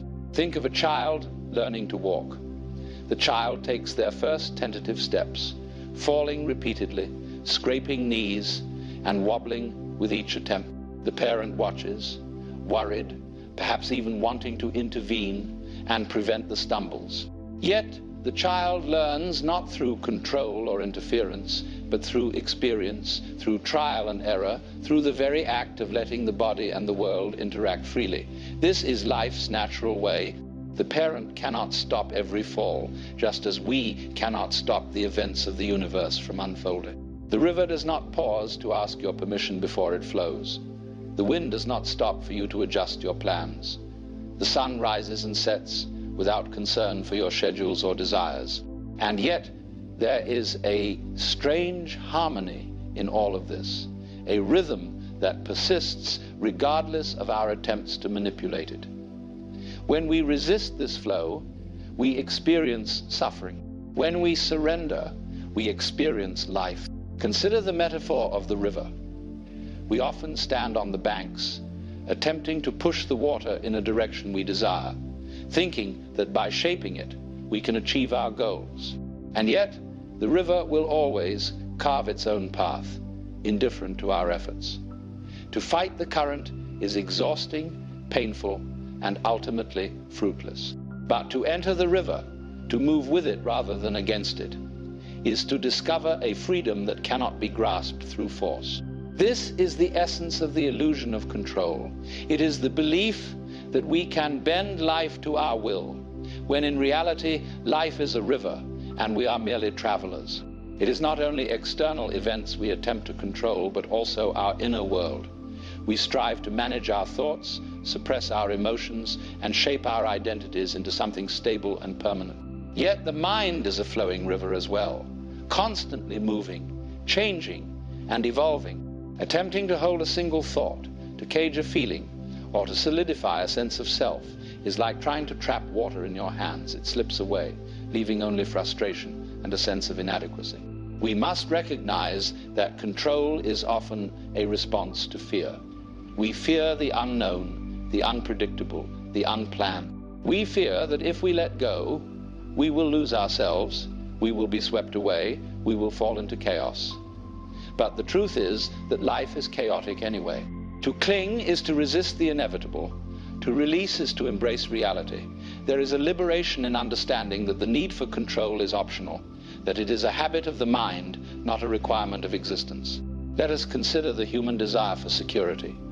We work tirelessly to secure jobs, relationships, wealth, and possessions, believing that these external anchors will protect us from uncertainty. And yet, no matter how much we accumulate, the impermanence of life remains. Jobs end, relationships change, wealth can vanish, and bodies age. Security, when it is external, is always provisional. True stability is found not in controlling life, but in understanding its nature and participating fully in its flow. History is filled with examples of people who sought total control only to discover its futility. Emperors, kings, and rulers have tried to bend entire nations to their will, yet time, disease, and unforeseen events have always undermined their efforts. The lesson is clear. No matter how much power we accumulate, the universe remains unconcerned with our ambitions. The only freedom is to acknowledge this truth and live in accordance with it. This does not mean we become passive or indifferent. Participation in life is necessary, yet it is participation without attachment to outcomes. It is action guided by insight, not fear. It is engagement that is responsive rather than coercive, fluid rather than rigid. It is the difference between dancing with life and trying to wrestle it into submission. When we release the illusion of control, something profound happens. We become present. We notice the subtle textures of experience, the rustling of leaves, the warmth of sunlight, the sound of laughter. Life becomes vivid, alive, and immediate. We discover that the need to control often distracts us from the very experiences we seek to secure. By letting go, we are no longer trapped in anxiety about the future or regret over the past. We are free to encounter the world as it is, in all its beauty and unpredictability. And so, the first step toward freedom is awareness. Recognize the illusions you hold, the attempts at control that bind you, the fears that drive your grip. Observe them without judgment. Understand that these impulses are natural yet not necessary. Begin to loosen your hold, even in small ways. Let a conversation unfold without planning every word. Let a day pass without trying to predict every outcome. Let yourself feel fully without attempting to shape or suppress what arises. The journey is gradual. Letting go is not a single act, but a continuous practice, a dance between effort and surrender. Each moment offers a chance to release a little more, to trust a little more, to participate more fully in the flow of life. The illusion of control begins to dissolve, replaced by a quiet, steady presence. And in that presence, a freedom emerges, a freedom that cannot be given, taken, or lost, because it was never bound in the first place. To understand why letting go feels right, we must first understand what it means to let go. Letting go is often misunderstood as giving up, as surrendering in defeat, as stepping away from life. But in truth, letting go is the acknowledgement of reality. It is the recognition that life is not a problem to solve, but a mystery to be experienced. It is the act of opening our hands, not to relinquish life, but to allow life to flow through us, unimpeded and unshaped by fear. Imagine standing in a forest. The trees rise high, each one unique, bending in the wind without resistance. The birds sing without rehearsal. The stream moves without effort. You cannot command these things, and yet they exist in harmony. The forest does not try to control itself. It's simply island. In observing this, something awakens within you. You sense the ease, the rhythm, the natural order of things. and you begin to understand that the act of controlling is not necessary for existence. It is participation, awareness, and presence that matter. Letting go is not about abandoning responsibility. It is about releasing the belief that we can enforce outcomes or cling to permanence. It is the difference between holding life like a fist and holding it like a hand open to the sky. The open hand does not resist, it does not suffocate, it allows, it receives, it participates. When we practice this in our daily lives, we find that life no longer feels like a battle, but like a dance. Each movement, whether expected or unforeseen, is part of the rhythm. Consider our emotions. We often try to control feelings, to suppress anger, sadness, or fear, believing that these states are dangerous or undesirable. And yet, by resisting them, we amplify them. By letting go, by acknowledging and feeling without judgment, we discover that emotions are like waves. They rise, they crest, they fall. They do not define us, they move through us. Letting go in this context means allowing the wave to pass rather than clinging to it or trying to stop it.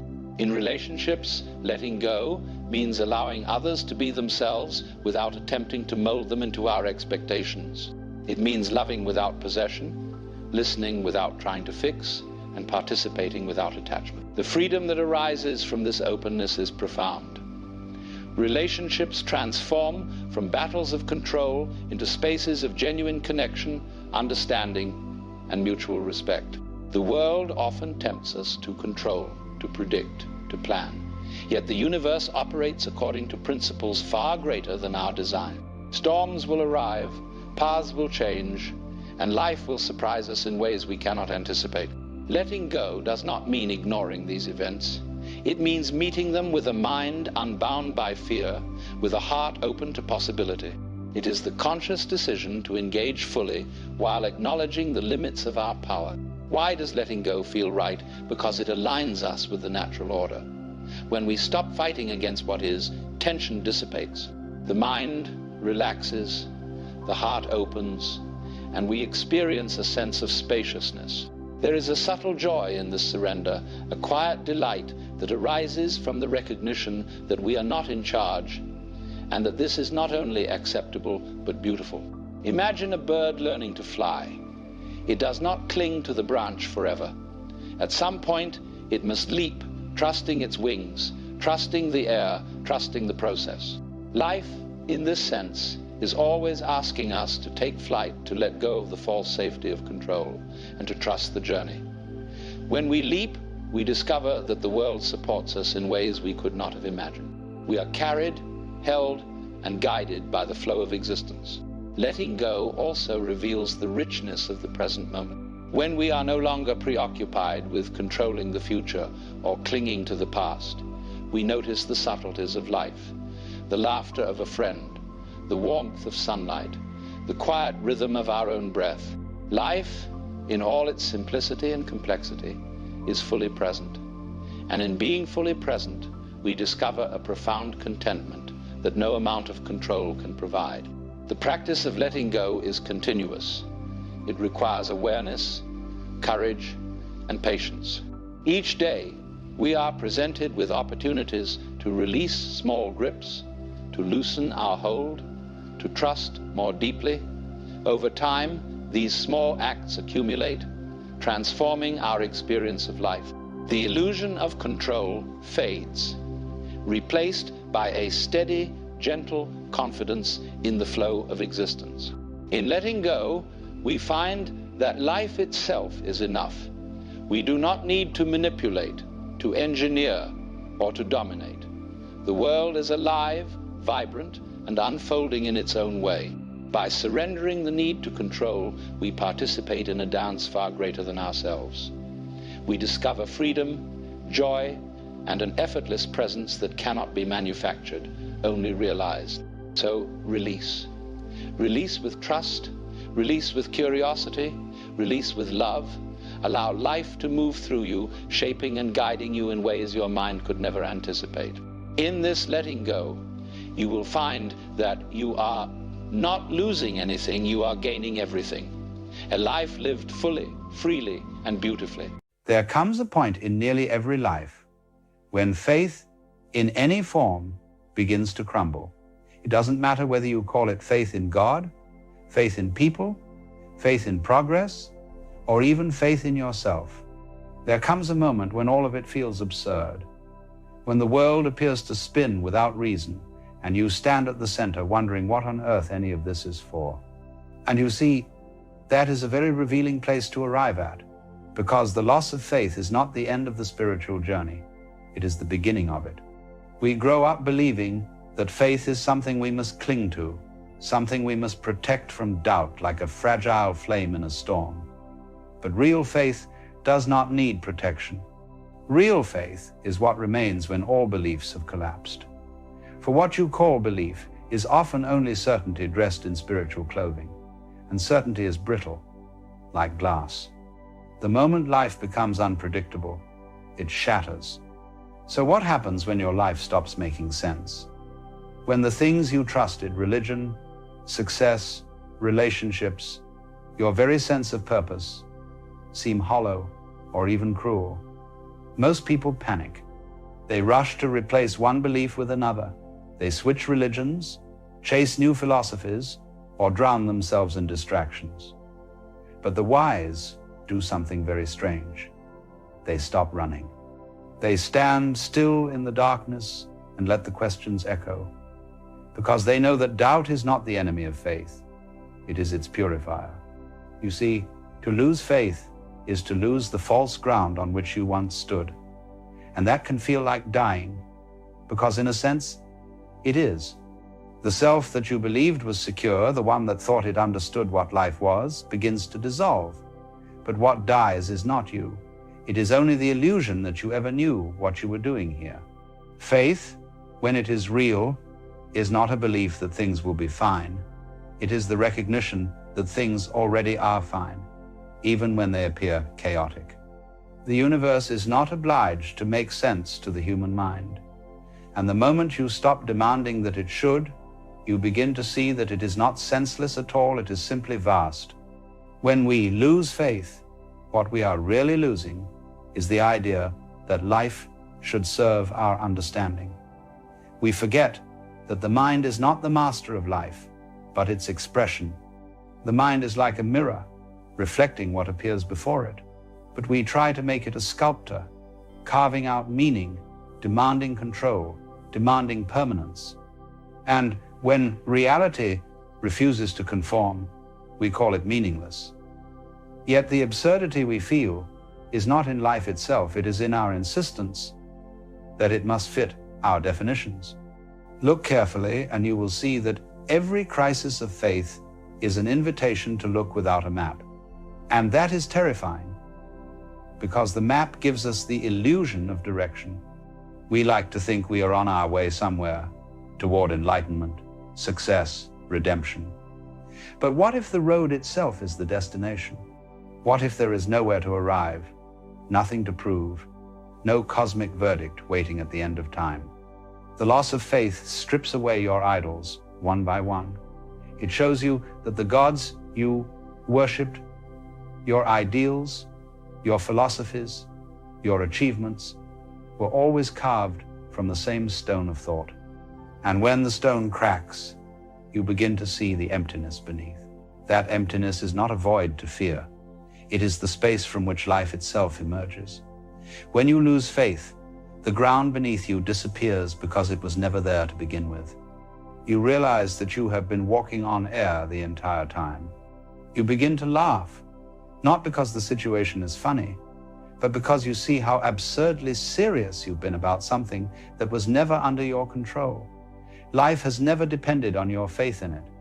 It moves, breathes, and unfolds entirely on its own. The stars are not burning because you believe in them. The waves do not crash upon the shore because you understand the ocean. Life simply is, and your faith or lack of it has nothing to do with its being. This realization is both humbling and liberating. It humbles you because it shows that you were never the center of the story, but it liberates you because it means The story does not depend on you to continue. Losing faith is not a curse. It is a sacred disillusionment. The illusion that dies is the one that whispered, "You must know what this means." And when that illusion dies, what remains is raw experience, the taste of existence without interpretation, the rain falling without reason, the silence that follows your last question, the simple awareness that you are here, breathing, feeling, being. And then something extraordinary happens. In the very moment you stop trying to believe, you begin to see, not with the eyes of the intellect, but with the eyes of presence. You see that faith was never meant to be a belief. It was meant to be a way of seeing. So when you find yourself saying, "I've lost faith in life," pause for a moment. Notice that life has not lost faith in you. The sun still rises, the earth still turns, your heart still beats. Something larger than your understanding is carrying you even through this despair. And that, my friends, is the quiet beginning of real faith. Because faith, when it is pure, is not a conclusion, it is participation. It is the willingness to live without answers and to still marvel at the mystery. It is the courage to trust that what is unfolding is not happening to you, but through you.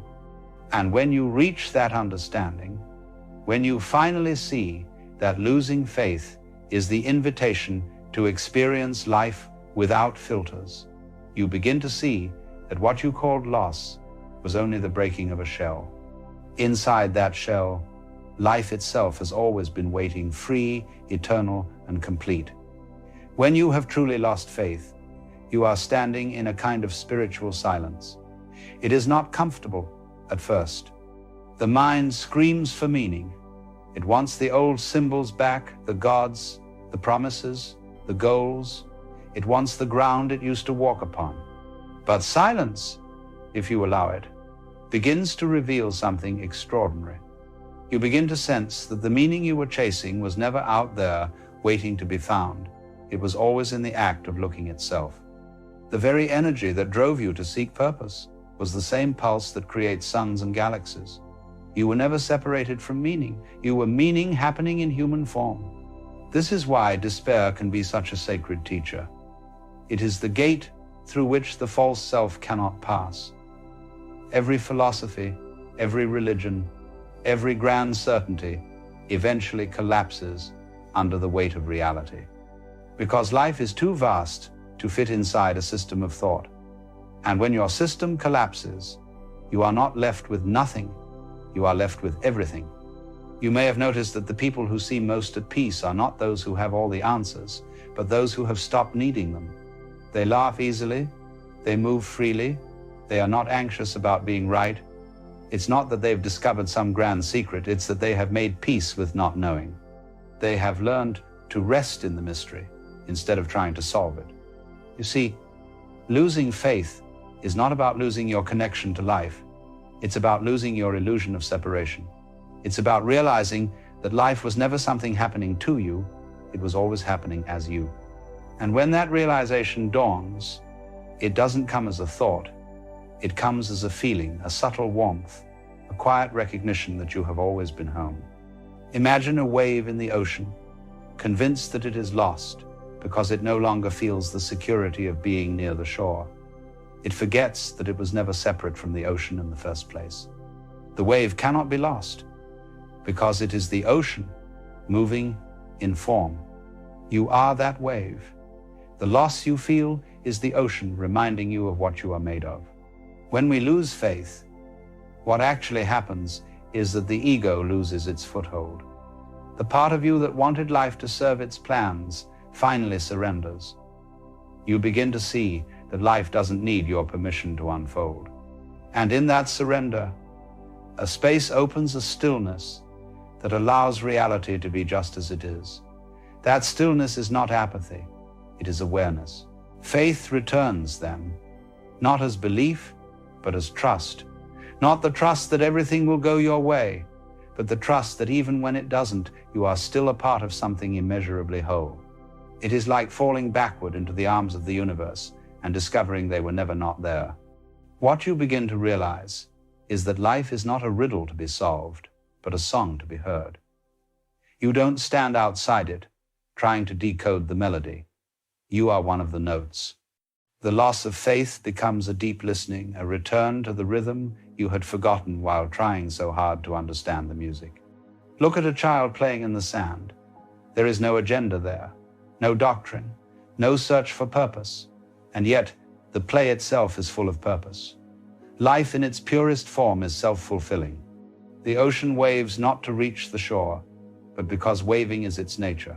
The stars do not shine to illuminate something else. They shine because shining is what they are.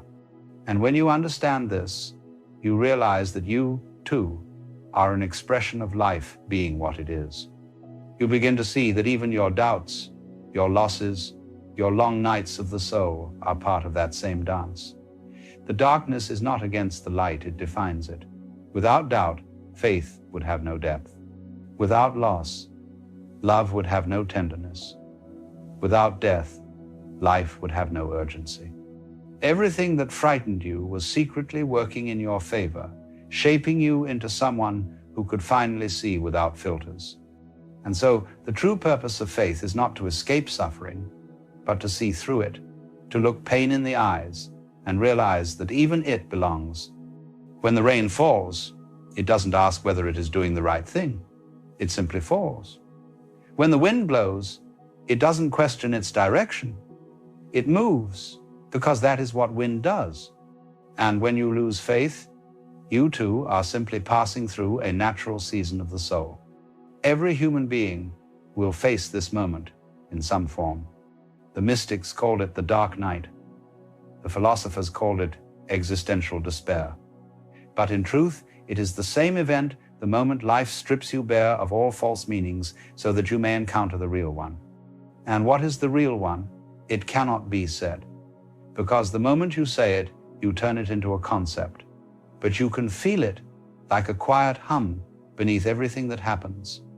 It is the stillness between your thoughts, the pause before laughter, the silence that holds every sound. That silence, that hum, that awareness, that is faith itself. When you realize this, you stop searching for faith as something to hold on to. You begin to see that it was never lost. It only hid behind your attempts to define it. The divine, if you wish to call it that, is not something you find at the end of a road. It is what has been looking through your eyes all along. So when you say, "I've lost faith in life," look again. You haven't lost faith. You've simply lost your ideas about what life should be. And in that loss lies the opportunity to discover what life is. It is not a story with a happy ending. It is not a test to be passed. It is not a puzzle to be solved. It is an ever-unfolding mystery that invites you to participate. You are not meant to believe in it. You are meant to be it. The loss of faith is the final invitation to stop pretending, to stop performing, and to start living. It is the beginning of intimacy with reality. And that intimacy, once it awakens, is the quietest, most unshakable form of faith there is. For the one who has truly lost faith in life does not need to find it again. He realizes that life never asked for his faith in the first place. Life only asked him to see.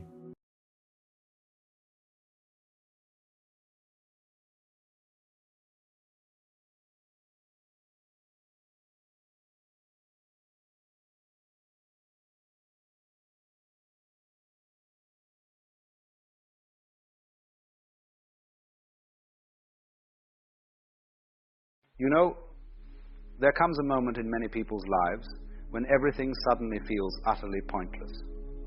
The job that once seemed important now feels like a meaningless charade. The relationships that once brought joy now feel like empty performances. The goals you were chasing now seem arbitrary and hollow.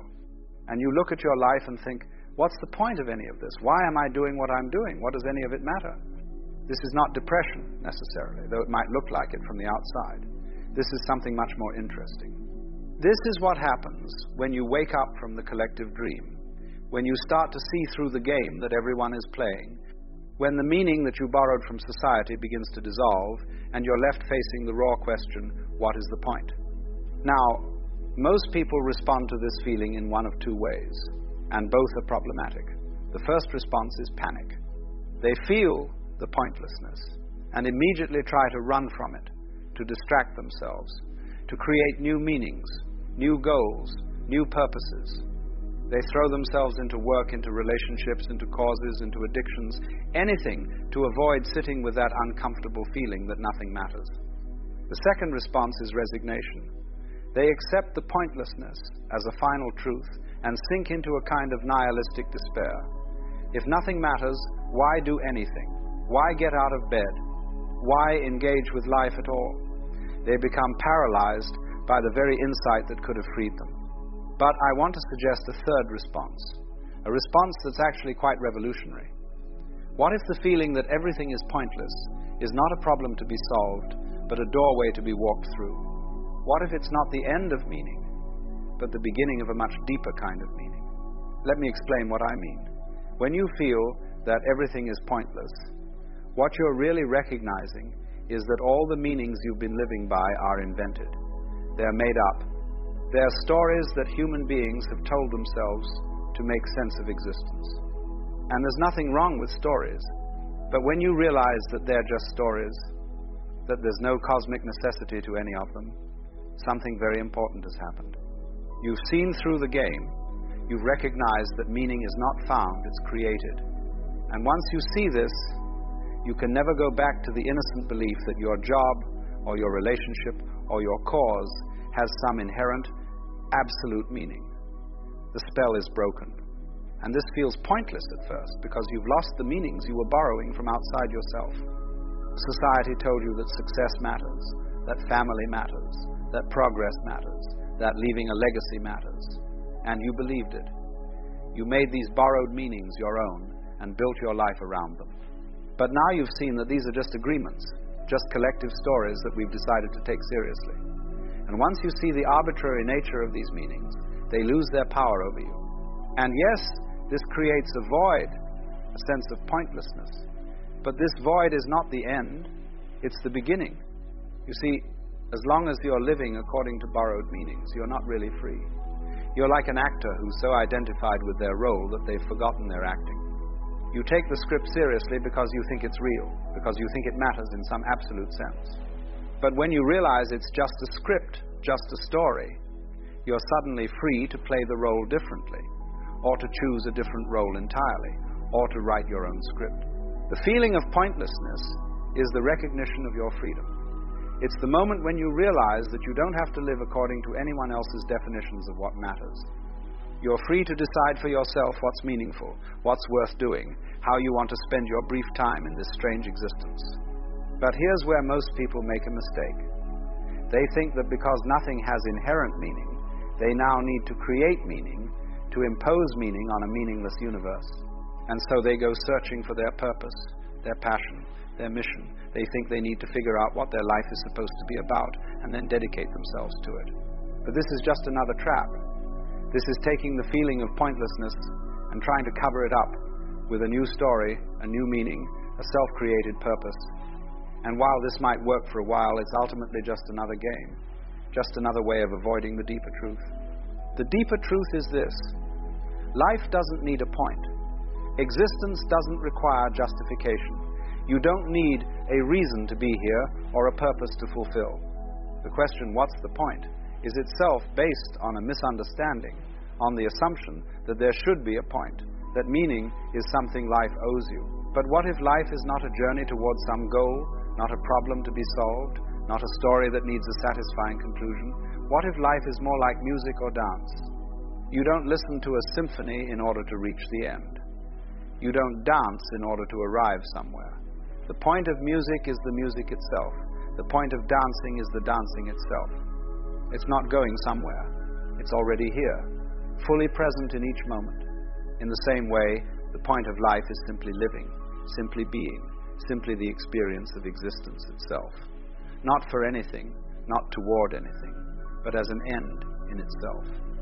This very moment, exactly as it is the point. This breath, this sensation, this thought, this feeling, this is it. There's nothing else you need to get to, nothing else you need to achieve, no higher meaning you need to discover. When you really understand this, when you truly see that life doesn't need justification, something remarkable happens. The feeling of pointlessness transforms into something else entirely. It becomes a kind of lightness, a freedom, a playfulness. If there's no ultimate point, if there's no cosmic significance to anything you do, then you're free to simply enjoy the process of living without the burden of having to make it mean something. You can work at your job without needing it to be your calling. You can love someone without needing them to complete you. You can pursue goals without needing to achieve them. You can create things without needing them to be important. You can play the game of life with full intensity while knowing it's just a game. This is what I mean when I say the feeling of pointlessness is a doorway. It's the doorway out of seriousness, out of the heavy burden of trying to make your life matter, out of the exhausting project of creating meaning. On the other side of that doorway is a kind of freedom that most people never experience. The freedom to live without needing life to be anything other than what it is.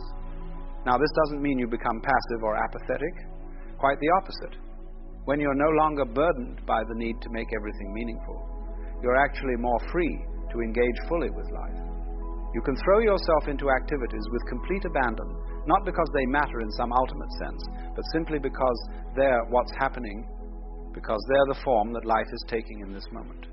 Think about a child playing. The child isn't worried about the meaning of the game. The child isn't asking, what's the point of playing? The child is simply absorbed in the playing itself, fully present, fully engaged. And then the game ends, and the child moves on to something else without any sense that the game needed to have a lasting purpose or significance. This is how you can live when you've walked through the doorway of pointlessness.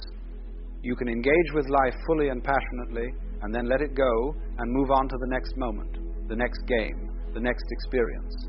Nothing needs to be permanent. Nothing needs to be ultimately meaningful. Everything can be enjoyed for what it is, in the moment that it's happening. But what about the big questions? What about death? What about suffering? What about the fact that everything you do will eventually be forgotten? That the universe will end? That nothing you create will last forever? Doesn't this make everything pointless? Only if you think the point of life is to leave a permanent mark, to create something that lasts, to be remembered. But why should that be the point?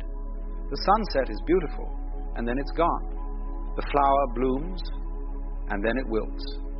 The wave rises, and then it falls back into the ocean. Nothing about the temporary nature of these things makes them less valuable, less beautiful, less worth experiencing. In fact, it's precisely because things are temporary that they're precious. If the sunset lasted forever, would you still stop to watch it? If flowers never wilted, would you treasure them? The poignancy of life, its bittersweet beauty, comes from the fact that it's fleeting, that each moment happens only once, that everything is always already passing away, even as it's arriving. So when everything feels pointless, when you look at your life and can't find the meaning you once thought was there, this is not a crisis. This is an opportunity. It's the opportunity to stop living for some imaginary future point, some goal or achievement or legacy, and to start living for the sheer fact of being alive, for the immediate experience of existence. What do you do when everything feels pointless? You stop asking what the point is. You stop trying to justify your existence or prove your worth or make your life matter. You simply live. You breathe, you eat, you walk, you talk, you work, you play, you love, you create, not because any of it means something in the grand scheme of things, but because this is what life is. This is what's happening. This is the dance you're dancing. And in this surrender, in this letting go of the need for meaning, you might discover something surprising. You might discover that life becomes more vivid, more immediate, more alive when you stop trying to make it mean something. Colors are brighter when you're not worried about their significance. Food tastes better when you're not concerned with its purpose. Relationships are more intimate when you're not using them to fill some void. The pointlessness, when you really embrace it, becomes a kind of freedom. It's the freedom to be completely here, completely present, completely engaged with what is, without the overlay of meaning, without the weight of significance, without the burden of purpose. Let me tell you a Zen story that illustrates this. A student comes to the master and says, "Master, I've studied all the scriptures, I've practiced all the techniques, I've contemplated all the koans, but still, I don't understand. What is the meaning of life?" And the master says, "Have you eaten your breakfast?" The student says, "Yes." The master says, "Then go wash your bowl." You see, the student is looking for some grand cosmic meaning, some ultimate purpose. But the master is pointing to the simple fact of living. Eat your breakfast, wash your bowl. This moment, this activity, this simple fact of existence, this is it. There's nothing else you need to find, nothing else you need to understand. When everything feels pointless, this is what you do. You eat your breakfast, you wash your bowl, you do what's in front of you to do, not because it has some grand meaning, but because this is the form that life is taking right now. You're here, you're alive, and this is what being alive looks like in this moment. And gradually, if you stay with this, if you don't run back to searching for meaning or sink into despair, you begin to notice something. You begin to notice that the question itself dissolves. What's the point? Stops being a relevant question. It's like asking what the point of a sunset is, or what the purpose of a mountain is, or what a river means. These questions don't make sense because these things don't exist for any reason beyond themselves. They're not means to an end. They're ends in themselves. And so are you. You're not here to accomplish something, or to fulfill some purpose, or to make your life mean something. You're here because you're here. You're alive because you're alive. And that's enough. That's more than enough. That's everything. So when everything feels pointless, celebrate. You've seen through the game. You've recognized that all the meanings you were chasing were just stories. And now you're free. Free to live without the burden of having to make it all matter. Free to enjoy the sunset without needing it to teach you a lesson. Free to love without needing it to complete you. Free to work without needing it to define you. Free to simply be alive for no reason at all. This is the great liberation that comes from walking through the doorway of pointlessness. On the other side, you discover that life was never about the point. Success is one of those words that seems to shimmer in the distance, like a mirage in the desert. From the earliest days of childhood, we are taught to chase it. Teachers speak of it when they grade your papers. Parents speak of it when they worry about your future. Society speaks of it in every story it tells about wealth, power, talent, or recognition. It is dangled before us like a prize to be won, and because it shines so brightly, we assume there must be some clear path that leads to it. Surely, if others have walked there, then we too can follow, provided we know the secret steps. And so we look for patterns. We gather the biographies of those we admire and study them carefully, as though they were maps to buried treasure.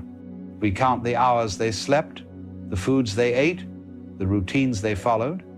We ask what they read, whom they knew, how they spoke, how they worked. Entire industries spring up to satisfy this curiosity, offering formulas, habits, techniques, the so-called laws of success.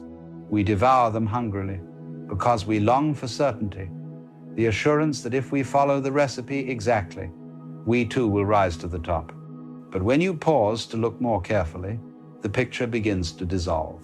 For every story of someone who became successful by waking up before dawn and practicing endless discipline, there is another of someone who slept late, ignored all rules, and stumbled into fortune. For every tale of genius and brilliance, there is another of persistence without brilliance, stubbornness without elegance, sheer refusal to give up. Some are celebrated for their caution, others for their recklessness. One is praised for humility, another for arrogance. The more examples you collect, the less consistent the pattern becomes. This contradiction should give us pause. If success were truly the result of a formula, then those who mastered the formula would always succeed, and those who did not would always fail. But life does not seem to follow such neat arrangements. Instead, It produces a dazzling variety of outcomes, each unique, each irreducible to a single cause. The mind resists this because it craves simplicity. We want an equation: success equals intelligence plus effort plus opportunity. Yet the lived reality is far messier. Sometimes intelligence hinders as much as it helps, effort is misdirected, and opportunity is squandered. Sometimes foolishness, laziness, and accident create results no one could have planned. Perhaps the problem lies in how we imagine success itself. We treat it as though it were a static point on the horizon, a destination anyone can reach if they walk in the right direction. But what if success is not a fixed point at all? What if it is more like a meeting place, a crossing of circumstances and character, an alignment that cannot be predicted ahead of time? Consider the surfer waiting in the water. They may have practiced for years, built strong muscles, sharpened their instincts, but without the right wave, all their preparation goes unused. Another, less skilled, may find themselves carried along simply because the wave arrived at the right moment and they were ready to ride it. Who, then, is the successful one, the strongest paddler, or the one who caught the wave? The truth is that success is never just the person or the circumstances. It is always the marriage of the two. This is why success stories, when told honestly, often sound accidental. People admit that they did not know where events would lead. They describe strokes of luck, coincidences, meetings they could never have planned. Even when they emphasize their hard work, they usually confess that the decisive break came unexpectedly, a door opening at just the right time. And if you look closely at the lives of those who failed, you may find equally hardworking, equally intelligent, equally dedicated individuals who simply never met the right conditions. To call one a failure and the other a success may flatter our love of judgment, but it ignores the larger pattern at work. This is not to say that our efforts mean nothing. A surfer who has never practiced will not stay on the wave for long, no matter how perfectly it arrives. But practice alone is not enough. One needs readiness and opportunity together. And readiness is not only skill, but also the ability to see and respond when the wave does arrive. Many people miss their moments, not because they lack ability, but because they are too rigid, too fearful, too distracted to notice. Others seize them, not because they are more deserving, but because they are awake to the possibilities. So perhaps the common thread among successful people is not discipline or intelligence, or even luck in the ordinary sense. Perhaps it is something subtler, a way of being in relationship with life. Some call it intuition, others call it timing, others call it flow. It is the capacity to respond to what is happening rather than insisting that it match your preconceived plan. It is the willingness to ride the wave that is there, not the one you imagined. This is why one person succeeds by taking risks and another succeeds by avoiding them. Each acted in harmony with the particular situation they faced. To copy either one blindly would be foolish, because your situation will never be identical to theirs. What you need is not their specific action, but their attunement, their responsiveness to the moment. The irony is that this cannot be captured in a rule book. It cannot be reduced to always be bold or always be cautious. It is more like learning to dance. You do not memorize every step in advance. You listen, you feel the rhythm, you adjust as the music unfolds. And here we encounter the paradox that frustrates so many seekers.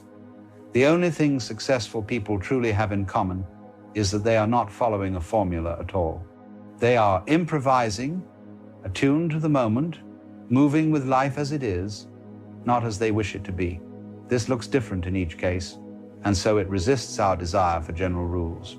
But if you sense the underlying pattern, you can recognize it everywhere. Think of the farmer tending his crops. He cannot command the rain to fall or the sun to shine, but he can learn when to plant, when to water, when to harvest. His success lies not in controlling nature, but in cooperating with it.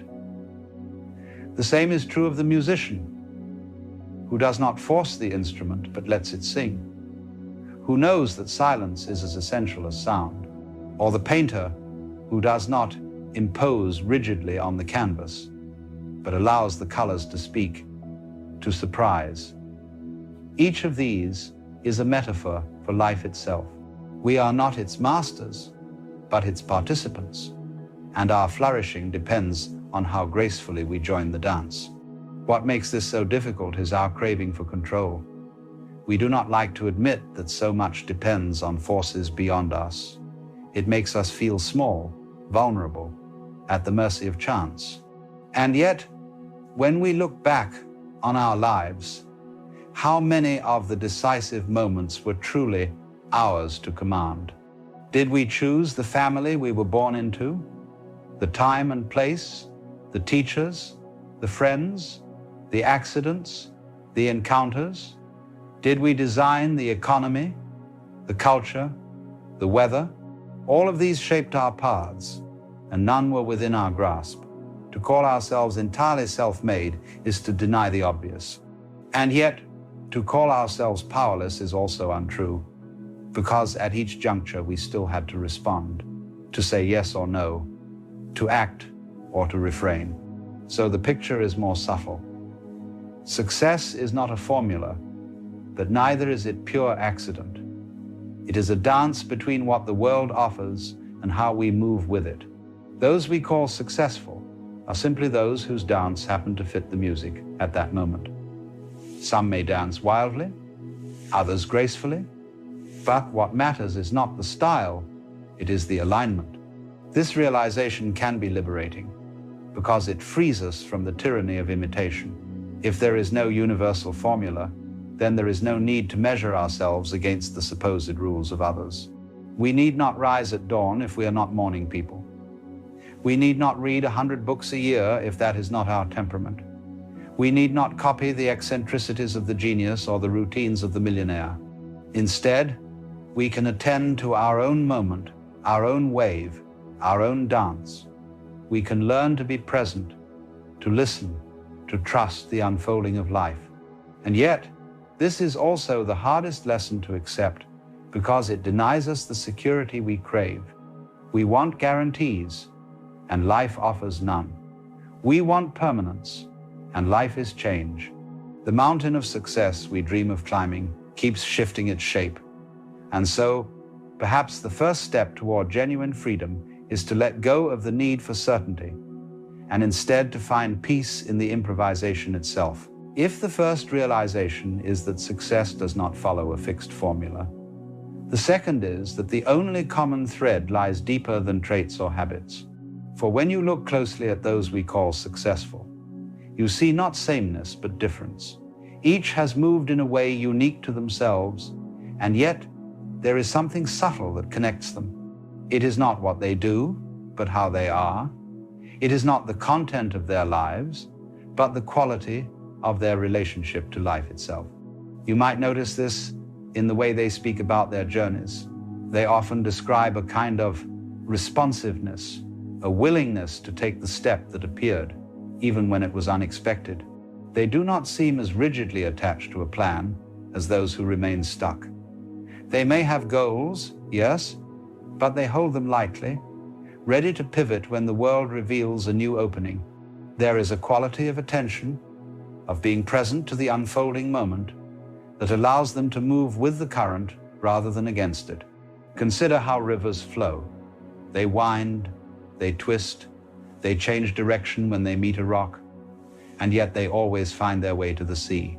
If a river tried to move in a perfectly straight line, it would only collide with obstacles and stagnate. In the same way, those who are awake to life's movement do not cling to one rigid path. They bend, they adjust, and yet their movement is steady, always flowing toward a larger wholeness. Perhaps this is why, when we encounter them, we sense a vitality, an aliveness that seems more important than any specific achievement. We are often told that success requires control. Control over your time, your habits, your body, your thoughts. And there is truth in discipline, but control can become a prison. Too much control and you become brittle, unable to adapt. Too little and you collapse into chaos. The art lies in something subtler, cooperation. You do not command life, you converse with it. You do not dominate the dance, you listen to the rhythm. And this listening is the thread that unites those who flourish, whether they are artists, entrepreneurs, leaders, or healers. Think of music. A skilled musician does not simply force the notes. They listen, they allow the melody to move through them, they respond to what the music itself seems to want. If they try to control it too tightly, the music dies. If they abandon all structure, it dissolves into noise. The secret is that delicate balance between discipline and surrender. And in this way, success in life is not different from success in art. It is not the product of willpower alone, nor of passivity, but of a dialogue between self and world. This is why success stories so often sound like improvisations. One person stumbles into a chance meeting that changes everything. Another seizes an idea at the right time, not because they planned it decades in advance, but because they were paying attention when the moment appeared. Still another endures failure after failure, only to find that each so-called failure was teaching them the very thing they needed for the eventual breakthrough. To an outsider, it looks like luck. To the one living it, it feels like a kind of guidance, not from outside, but from life itself. It is here that philosophy meets practicality. For what we call Wu Wei, the art of effortless action, is not about doing nothing. It is about doing in harmony with the way of things. Water flows around rocks not because it is lazy, but because it is wise. It finds the path of least resistance, and in doing so, it wears down even the hardest stone. The same principle applies to human life. Those who align with the current of events, who act in accordance with what is already moving, accomplish more with less strain. Those who fight against it exhaust themselves and often achieve little. But how do you recognize the current? How do you know when to act and when to wait? Here lies the subtlety. It cannot be taught as a rigid method, but it can be sensed when the mind is quiet. Most of us are so filled with chatter, with the voice that insists we must plan and calculate and worry, that we miss the simple cues of life. But when you learn to listen, you begin to notice. The door opens, the conversation flows, the body feels light rather than heavy. Opportunities reveal themselves not as loud announcements, but as quiet invitations.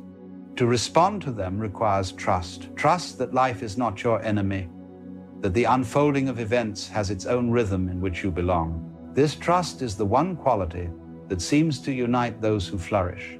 Not trust in a guarantee of success, not faith that everything will go your way, but trust in the process itself.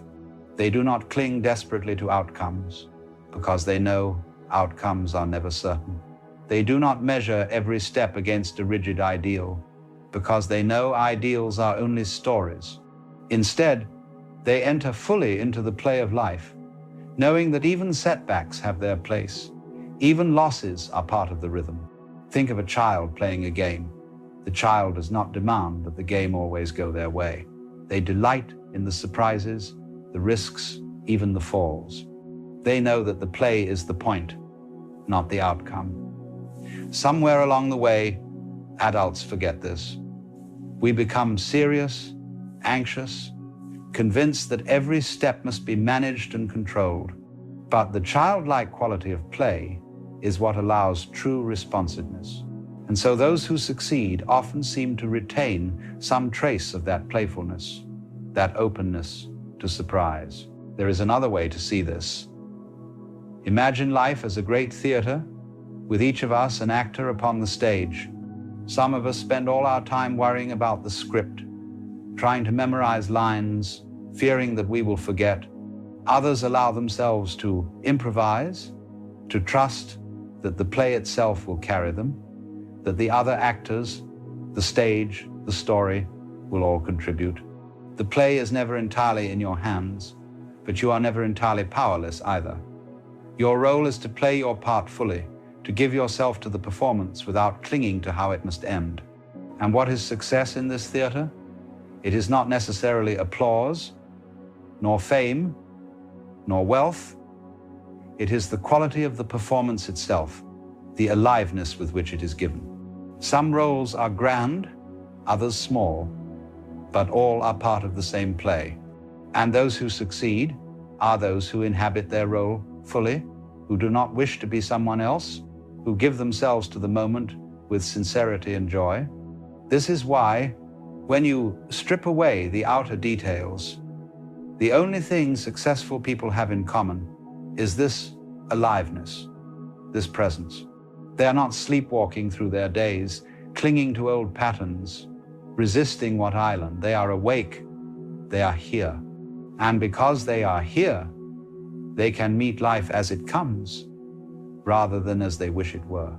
The irony is that when you understand this, the very chase for success begins to lose its grip. You see that success is not a destination to be reached, but a quality of being alive to each moment. You see that the applause of the crowd or the accumulation of wealth are only side effects, not the essence. And you may begin to realize that the success you sought was always available in the simple act of being present, of playing your part, of flowing with the current of life. You see, there's something rather peculiar that happens when you begin to wake up. When you stop playing the game quite so seriously, when you see through the great cosmic joke of it all, you become, how shall I put it, inconvenient. You become an irritation to those who are still fast asleep, still clutching desperately to their roles, their masks, their carefully constructed sense of who they think they are. It's not that you're trying to bother anyone. Quite the opposite. You're simply being.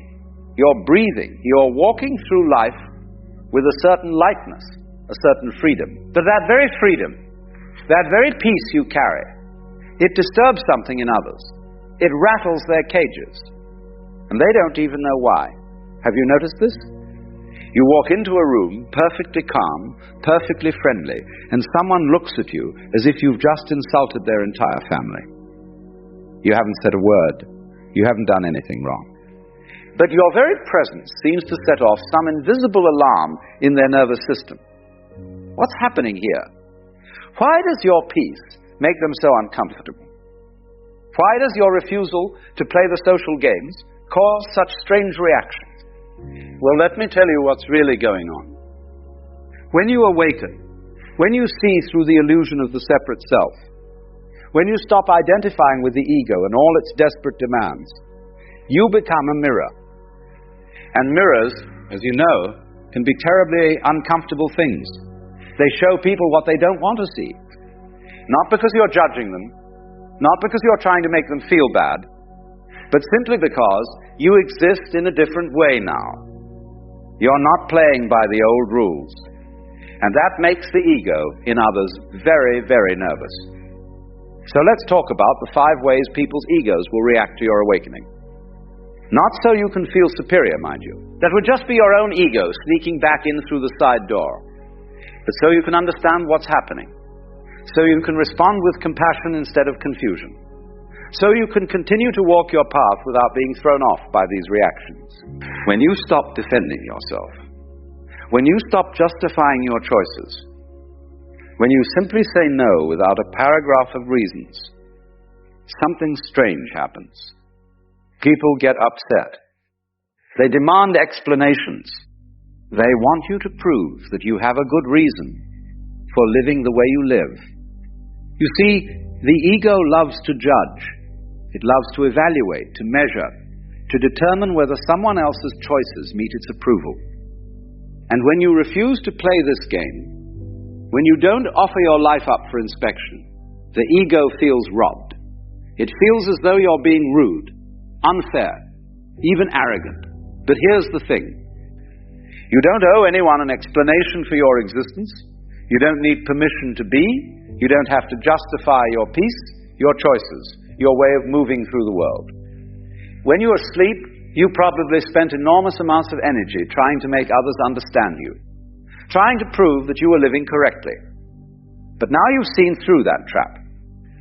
You've realized that no amount of explaining will satisfy the ego's hunger for control.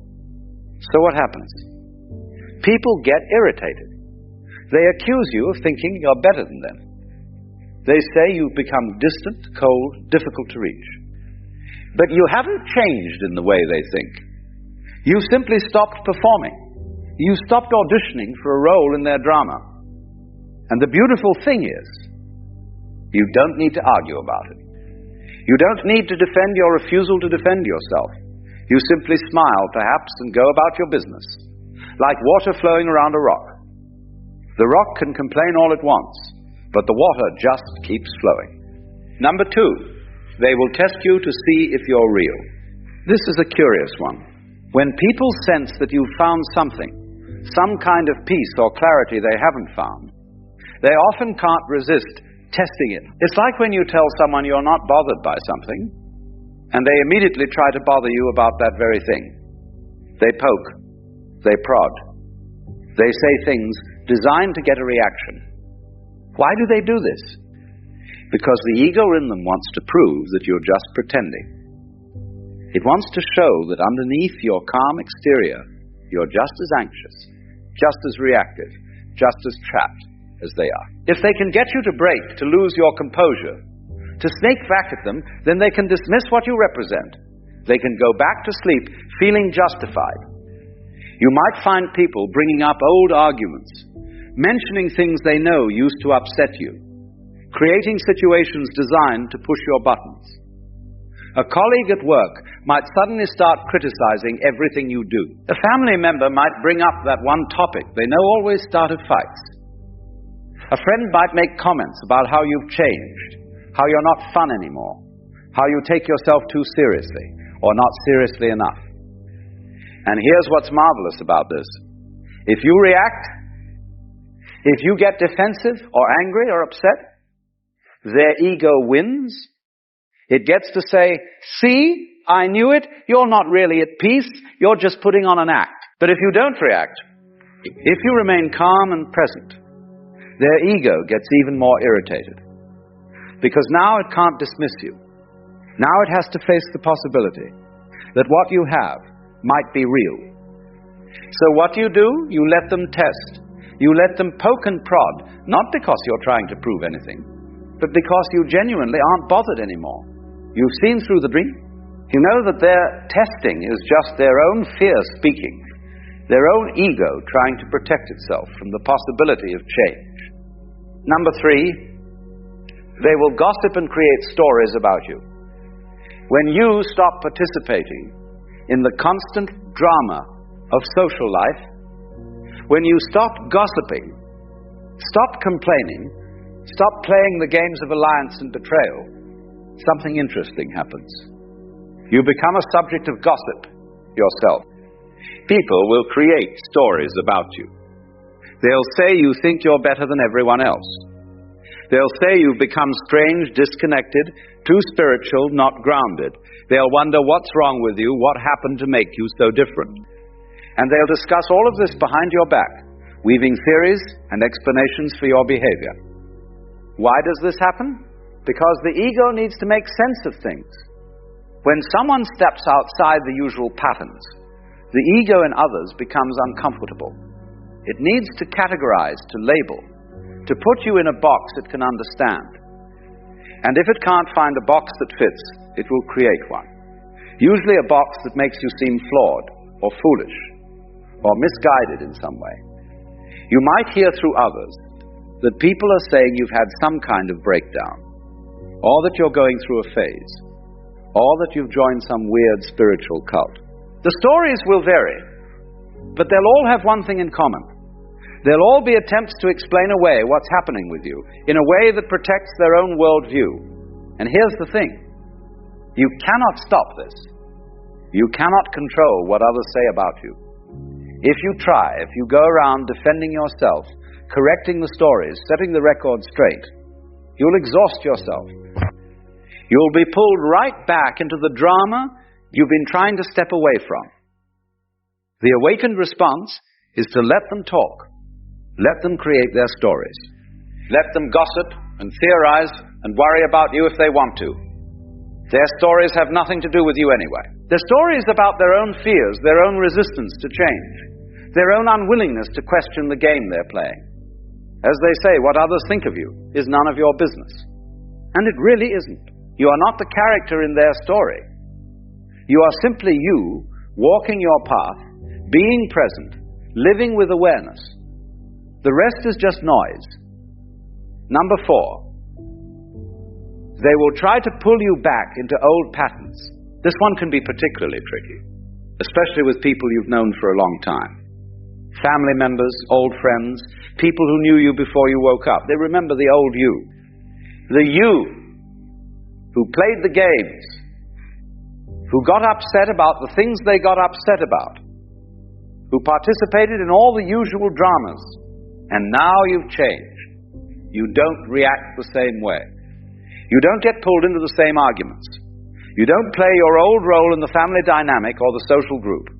And this makes them uncomfortable, very uncomfortable. So what do? They try to pull you back. They'll bring up old memories, trying to remind you of who you used to be. They'll invite you into old patterns of relating. They'll create situations where you're expected to play your old part. And if you don't, they'll express hurt or confusion or frustration. A mother might say, you used to tell me everything what happened. A friend might complain that you're not the same person anymore, that you've lost your sense of humor, that you're no fun. A sibling might accuse you of thinking you're too good for the family now. It suggests that maybe others could change too. And that's a frightening thought for the ego. Change means uncertainty. Change means the comfortable patterns might not hold. So they resist your transformation by trying to make you the same person you used to be, but you can't go back. Even if you wanted to, you couldn't. Once you've seen through the illusion, once you've tasted real freedom, the old ways of being feel like costumes that no longer fit.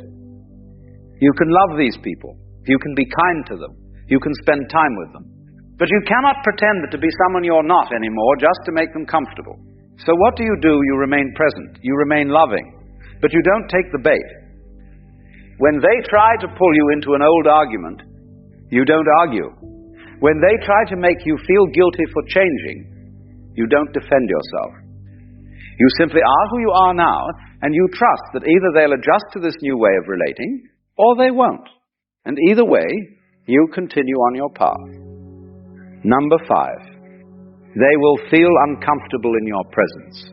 This is perhaps the most subtle and the most powerful reaction. When you've awakened, when you're no longer identified with the ego and all its games, your very presence becomes uncomfortable for those who are still deeply asleep. It's not that you're doing anything wrong. It's not that you're judging them or looking down on them or trying to make them feel bad. In fact, you might be more tamed, more present, more genuinely interested in them than you ever were before. But something about your energy, your way of being, makes them squirm. Why? Because consciousness is contagious. When you're present, when you're not caught up in the constant chatter of the mind, when you're simply being, it creates a space of stillness, a space of awareness. And in that space, other people's ego chatter becomes suddenly very loud to them. They become aware, even if just slightly, of the noise in their own heads. They become aware of their own anxiety, their own restlessness, their own constant need to be somewhere else, doing something else, being someone else. Your peace mirrors their chaos. Your stillness reflects their agitation. And instead of using this as an opportunity to question their own way of being, the ego's first instinct is to blame you for making them uncomfortable. It's your fault they feel this way. You're too serious. You're too calm. You're too quiet. Something must be wrong with you if you're not as anxious and busy and worried as they are. You might notice people don't want to sit with you in silence. They fill every gap with chatter. They ask you what you're thinking, what's wrong, why you're so quiet. They interpret your presence as judgment when it's simply presence. They project onto you their own discomfort with stillness, with silence, with simply being. And here's the beautiful paradox. The very thing that makes them uncomfortable, your awakened presence, is exactly what they need. Your stillness invites them to be still. Your peace offers them the possibility of peace. Your freedom shows them that freedom is possible. But the ego resists this invitation with everything it has, because accepting it means death to the ego. It means letting go of all the games, all the stories, all the desperate attempts to prove its existence. So some people will simply avoid you. They'll make excuses not to spend time with you. They'll drift away from your life. And that's okay. You cannot force anyone to wake up. You cannot drag them into awareness. All you can do is be who you are, and trust that those who are ready will be drawn to what you represent. Others might accuse you of being judgmental, even though you're not judging them at all. They feel judged simply by being in the presence of someone who's not playing the game anymore. Your very existence questions their choices, even though you're not saying a word about their choices. This is projection. They judge themselves and then project that judgment onto you. The awakened response is compassion, because you remember what it was like to be asleep. You remember the constant anxiety, the need to defend yourself, the exhausting game of trying to be somebody. You remember how uncomfortable it was to be around anyone who seemed to have found something you were still desperately seeking. So you don't take their discomfort personally. You don't make it mean anything about you. You simply continue to be present, to be kind, to be available if they want to talk, or be silent together. Now here's what's important to understand about all 5 of these reactions. They are not about you. They're about the other person's relationship with their own ego. When you awaken, you become a mirror. And what people see in that mirror is not you, it's themselves. They see their own fears, their own resistance, their own attachment to the game they're playing. Some will look in the mirror and feel inspired. They'll want to know what you've found. They'll ask questions. They'll be curious about this peace you seem to carry. These are the ones who are ready, who are beginning to wake up themselves. They recognize in you something they've been looking for, even if they don't know what to call it yet. But others will look in the mirror and feel threatened, and they'll react in one or more of the ways we've discussed. They'll demand explanations, test you, gossip about you, try to pull you back, or simply feel uncomfortable around you. And all of this is just the ego's way of protecting itself from the possibility of change. The woman who glares at you in the grocery store is not really seeing you. She's seeing her own discomfort reflected back at her. The colleague who constantly criticizes you is not really responding to what you do. He's responding to what your way of being says about his way of being. The family member who accuses you of thinking you're better than everyone is not really talking about you. They're talking about their own insecurity, their own fear of change.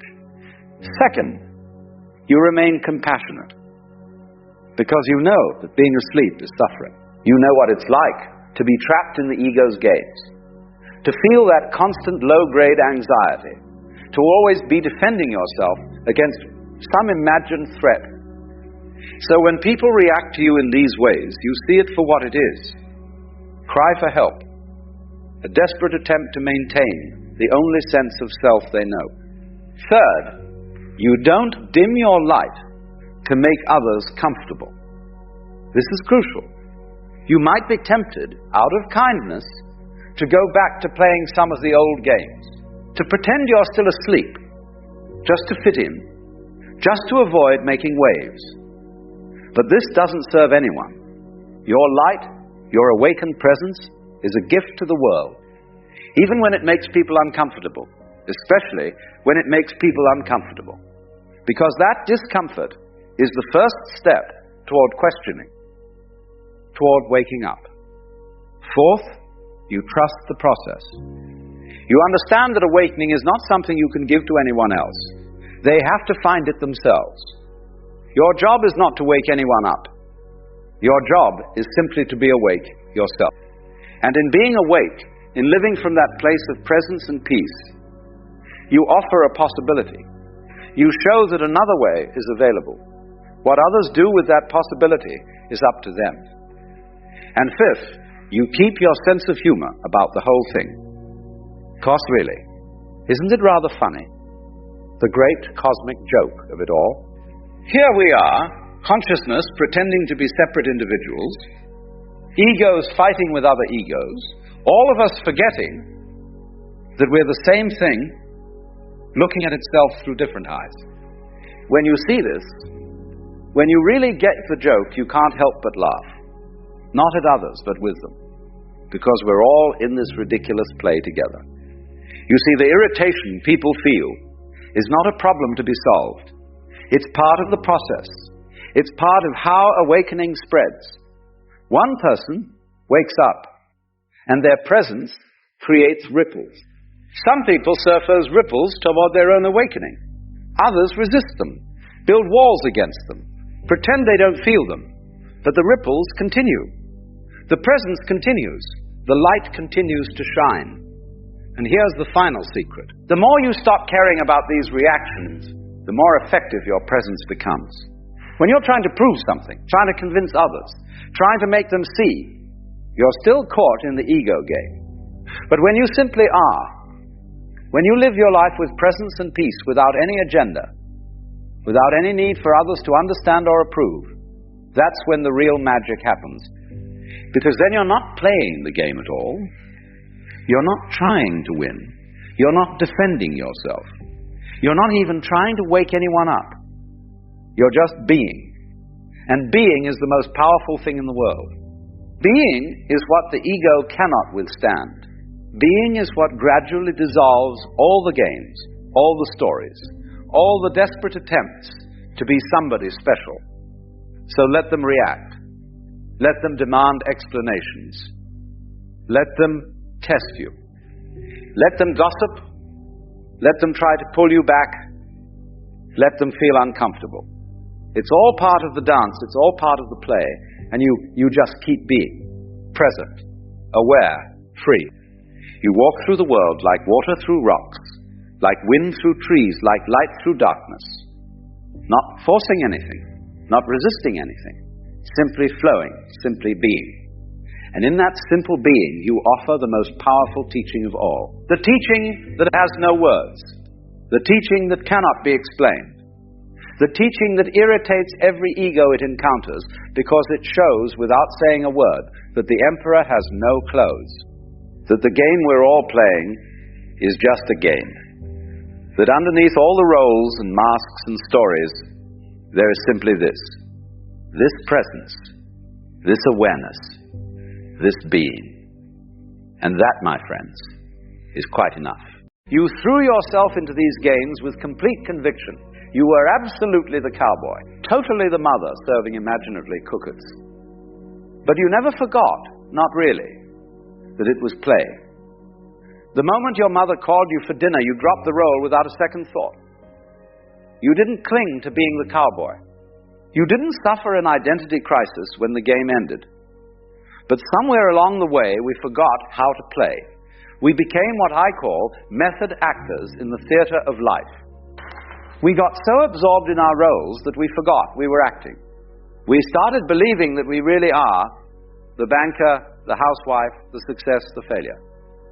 And when you forget you're playing a role, the game becomes a prison. Now, when I say life is a game, I don't mean it's trivial or meaningless. Games can be incredibly important.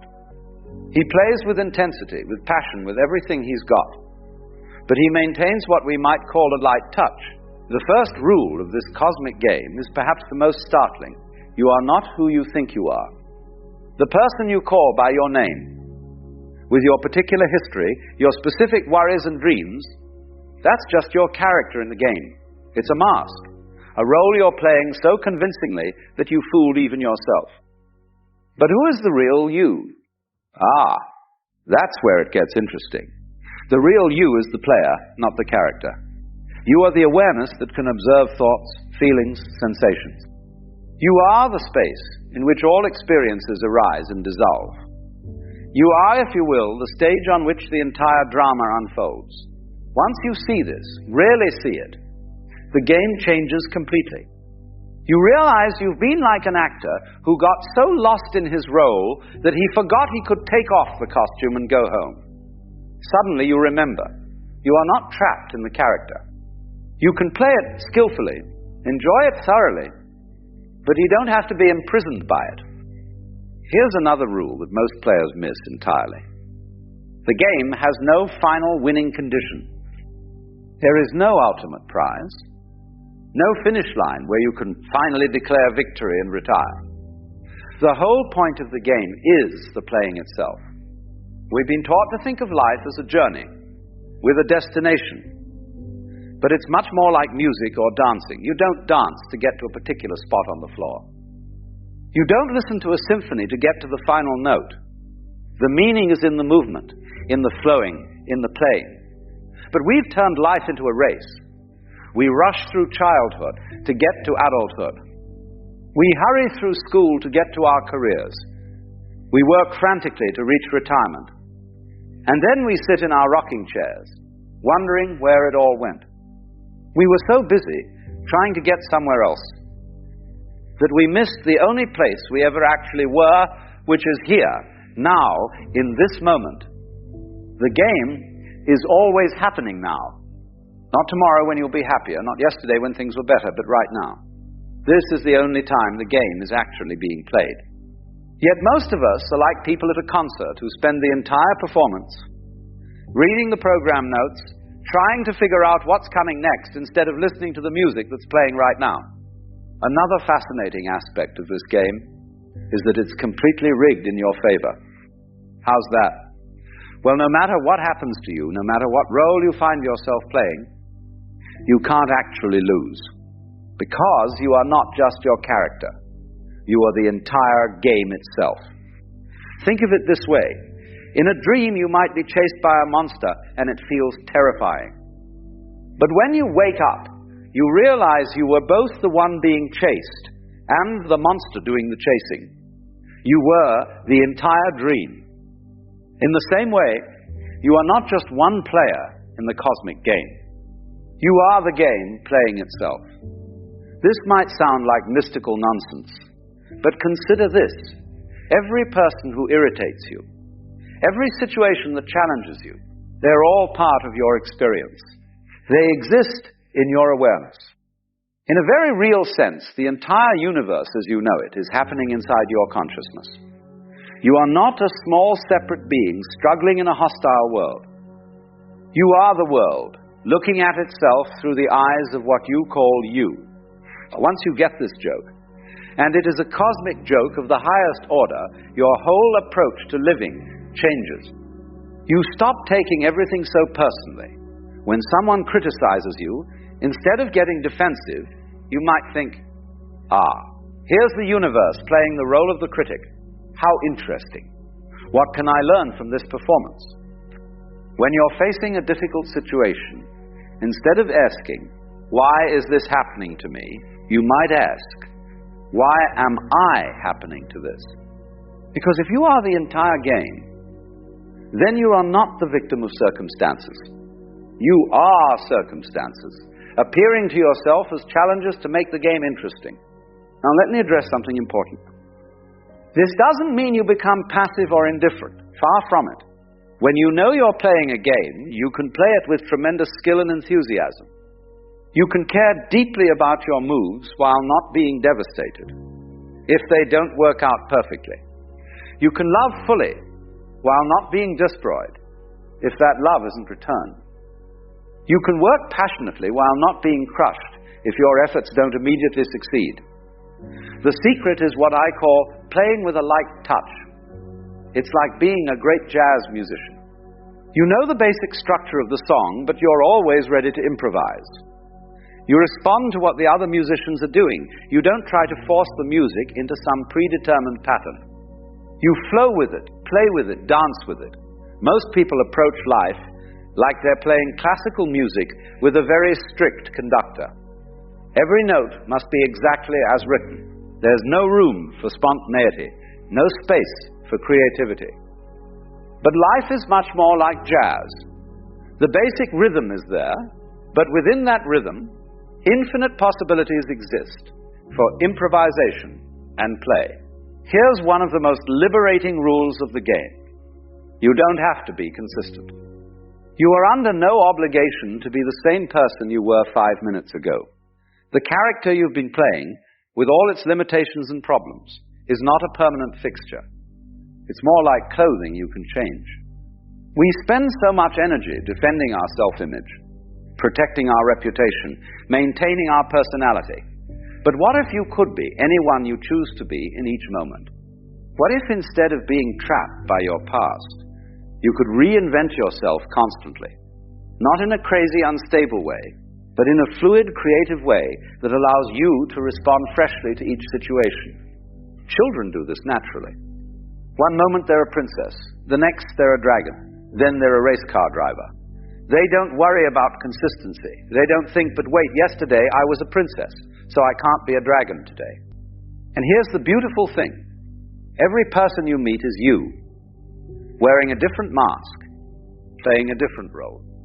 That annoying colleague, that difficult relative, that stranger on the street who smiled at you, they're all you, exploring what it's like to be different characters in the great drama. When you see this, compassion arises naturally. Not the condescending kind of compassion that looks down on others, but the recognition that you're all in this together, all playing parts in the same cosmic theater.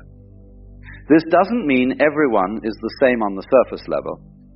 Obviously, people have different personalities, different backgrounds, different ways of playing their roles.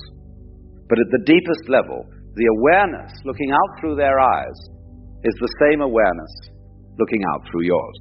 We're all windows in the same house, each with a different view, but all part of the same structure. Now, let's talk about one of the trickiest aspects of the game. The part most people find hardest to master. How do you deal with suffering? How do you play skillfully when the game seems to turn against you? When you're dealt what appears to be a losing hand?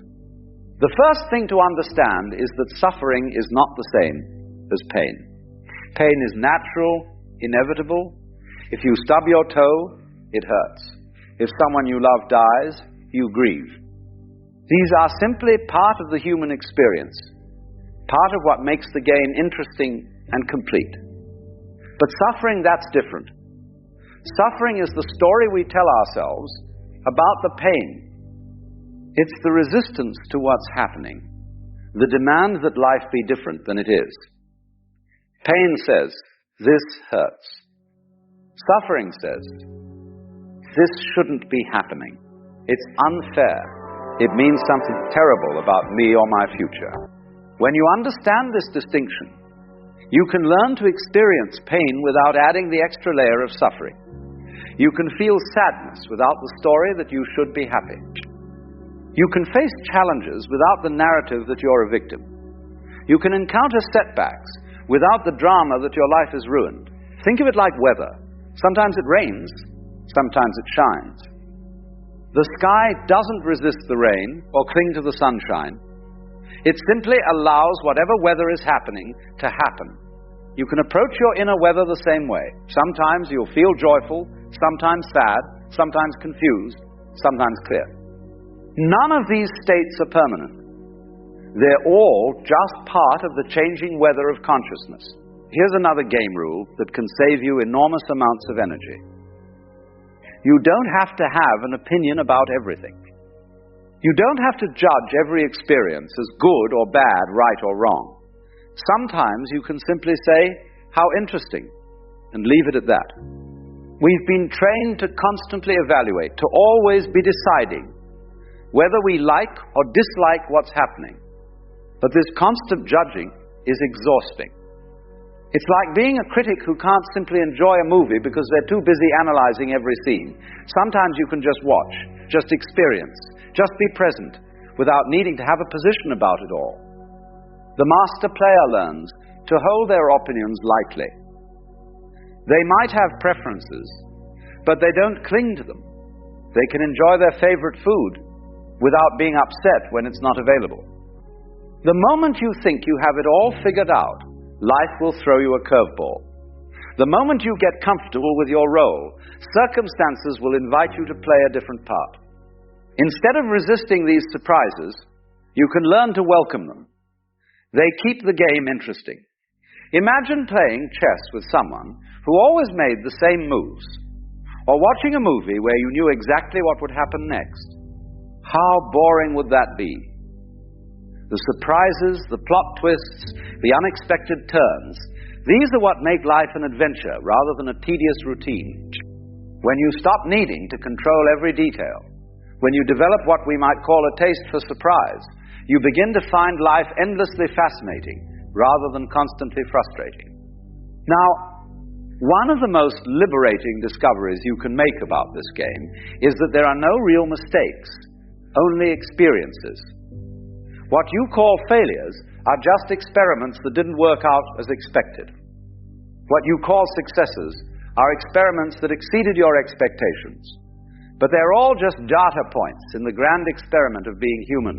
A child learning to walk doesn't call it failure when they fall down. We think we should be able to do everything perfectly on the first try.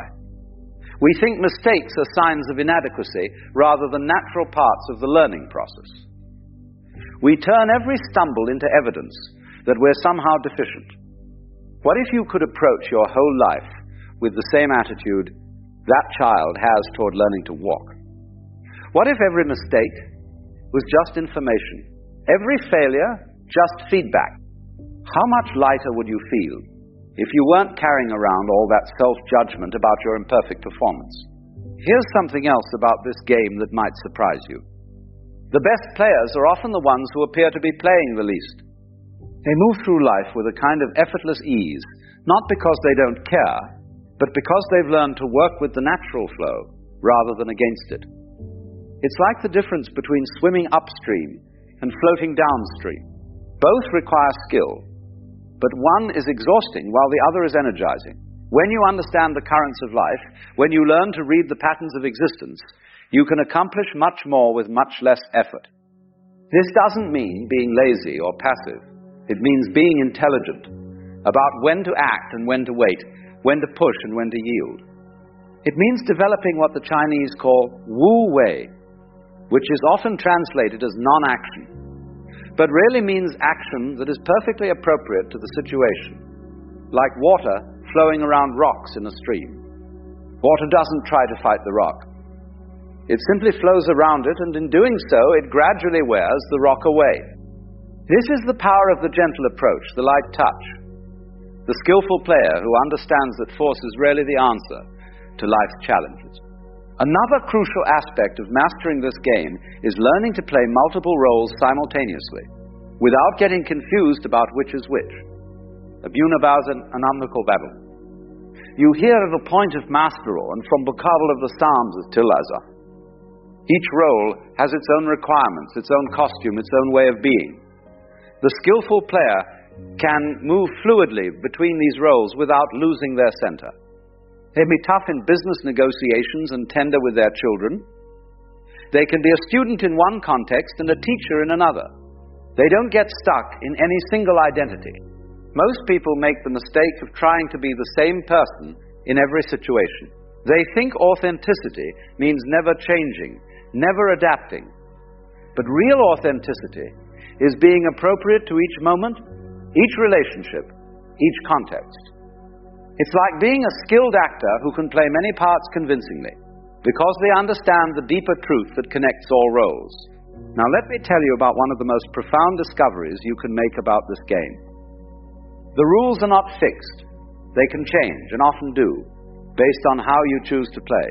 This is where the game becomes truly magical. Most games have rigid rules that everyone must follow. But the game of life is more like a collaborative improvisation, where the rules evolve as you play. Your choices, your attitudes, your ways of being actually influence how the game unfolds for you. If you approach life with fear and suspicion, you tend to encounter situations that confirm your fears. If you approach it with curiosity and openness, you tend to find opportunities and adventures. If you play the role of the victim, you'll find plenty of people willing to play the villain. If you play the role of the hero, you'll discover your own capacity for courage and creativity. This isn't just positive thinking or wishful fantasy. It's recognition that consciousness is not passive. It's not just observing reality. It's participating in its creation. Your awareness, your attention, your choices are all active ingredients in the unfolding of your experience. Here's one of the most beautiful aspects of the game. Everyone gets to win, but not in the way we usually think of winning. The usual idea of winning involves someone else losing. But in this cosmic game, your victory doesn't require anyone else's defeat. In fact, the more skillfully you play, the more you help everyone else play skillfully too. When you're truly happy, you don't make others miserable. You inspire them to find their own happiness. When you're genuinely peaceful, you don't create conflict. You help others discover their own peace. When you're authentically yourself, you don't diminish others. You encourage them to be authentically themselves. This is why the masters, the really skillful players, often seem to be playing an entirely different game from everyone else. They're not competing, they're not trying to prove anything. They're not keeping score, they're simply playing for the pure joy of playing, and somehow everyone around them starts playing better too. Let me share one final rule, perhaps the most important one. The game never actually ends. What you call death is just changing costumes, changing roles, changing the scenery. The player, the real you, the awareness that has been watching this whole performance that continues, when you truly understand this, it changes everything. You stop being so desperate to cling to your current role. You stop being so terrified of change. You realize that you are not just playing in the game. You are the game, playing itself, exploring infinite possibilities through countless characters and stories. And so here we are, at the end of our little exploration together, though of course there is no real end, just as there was no real beginning. There is only this eternal now, this endless game, this magnificent play of consciousness discovering itself through every possible form and experience. The next time you find yourself taking life too seriously, remember what I've told you today. You are not a struggling individual trying to survive in a hostile universe. You are the universe itself, playing at being an individual, exploring what it's like to apparently struggle, apparently succeed, apparently fail, apparently win. It's all play. It's all dancing. It's all music. And you are both the composer who won the sung, the dance around the divan. Play skillfully, play joyfully, play with that light touch that comes from knowing it's all one magnificent cosmic game. And remember, in this game, everyone gets to be the winner. Because everyone is you, and you are everyone, and we're all just the one consciousness, playing at being many. The game never ends. It only changes form. And what a delightful game it is.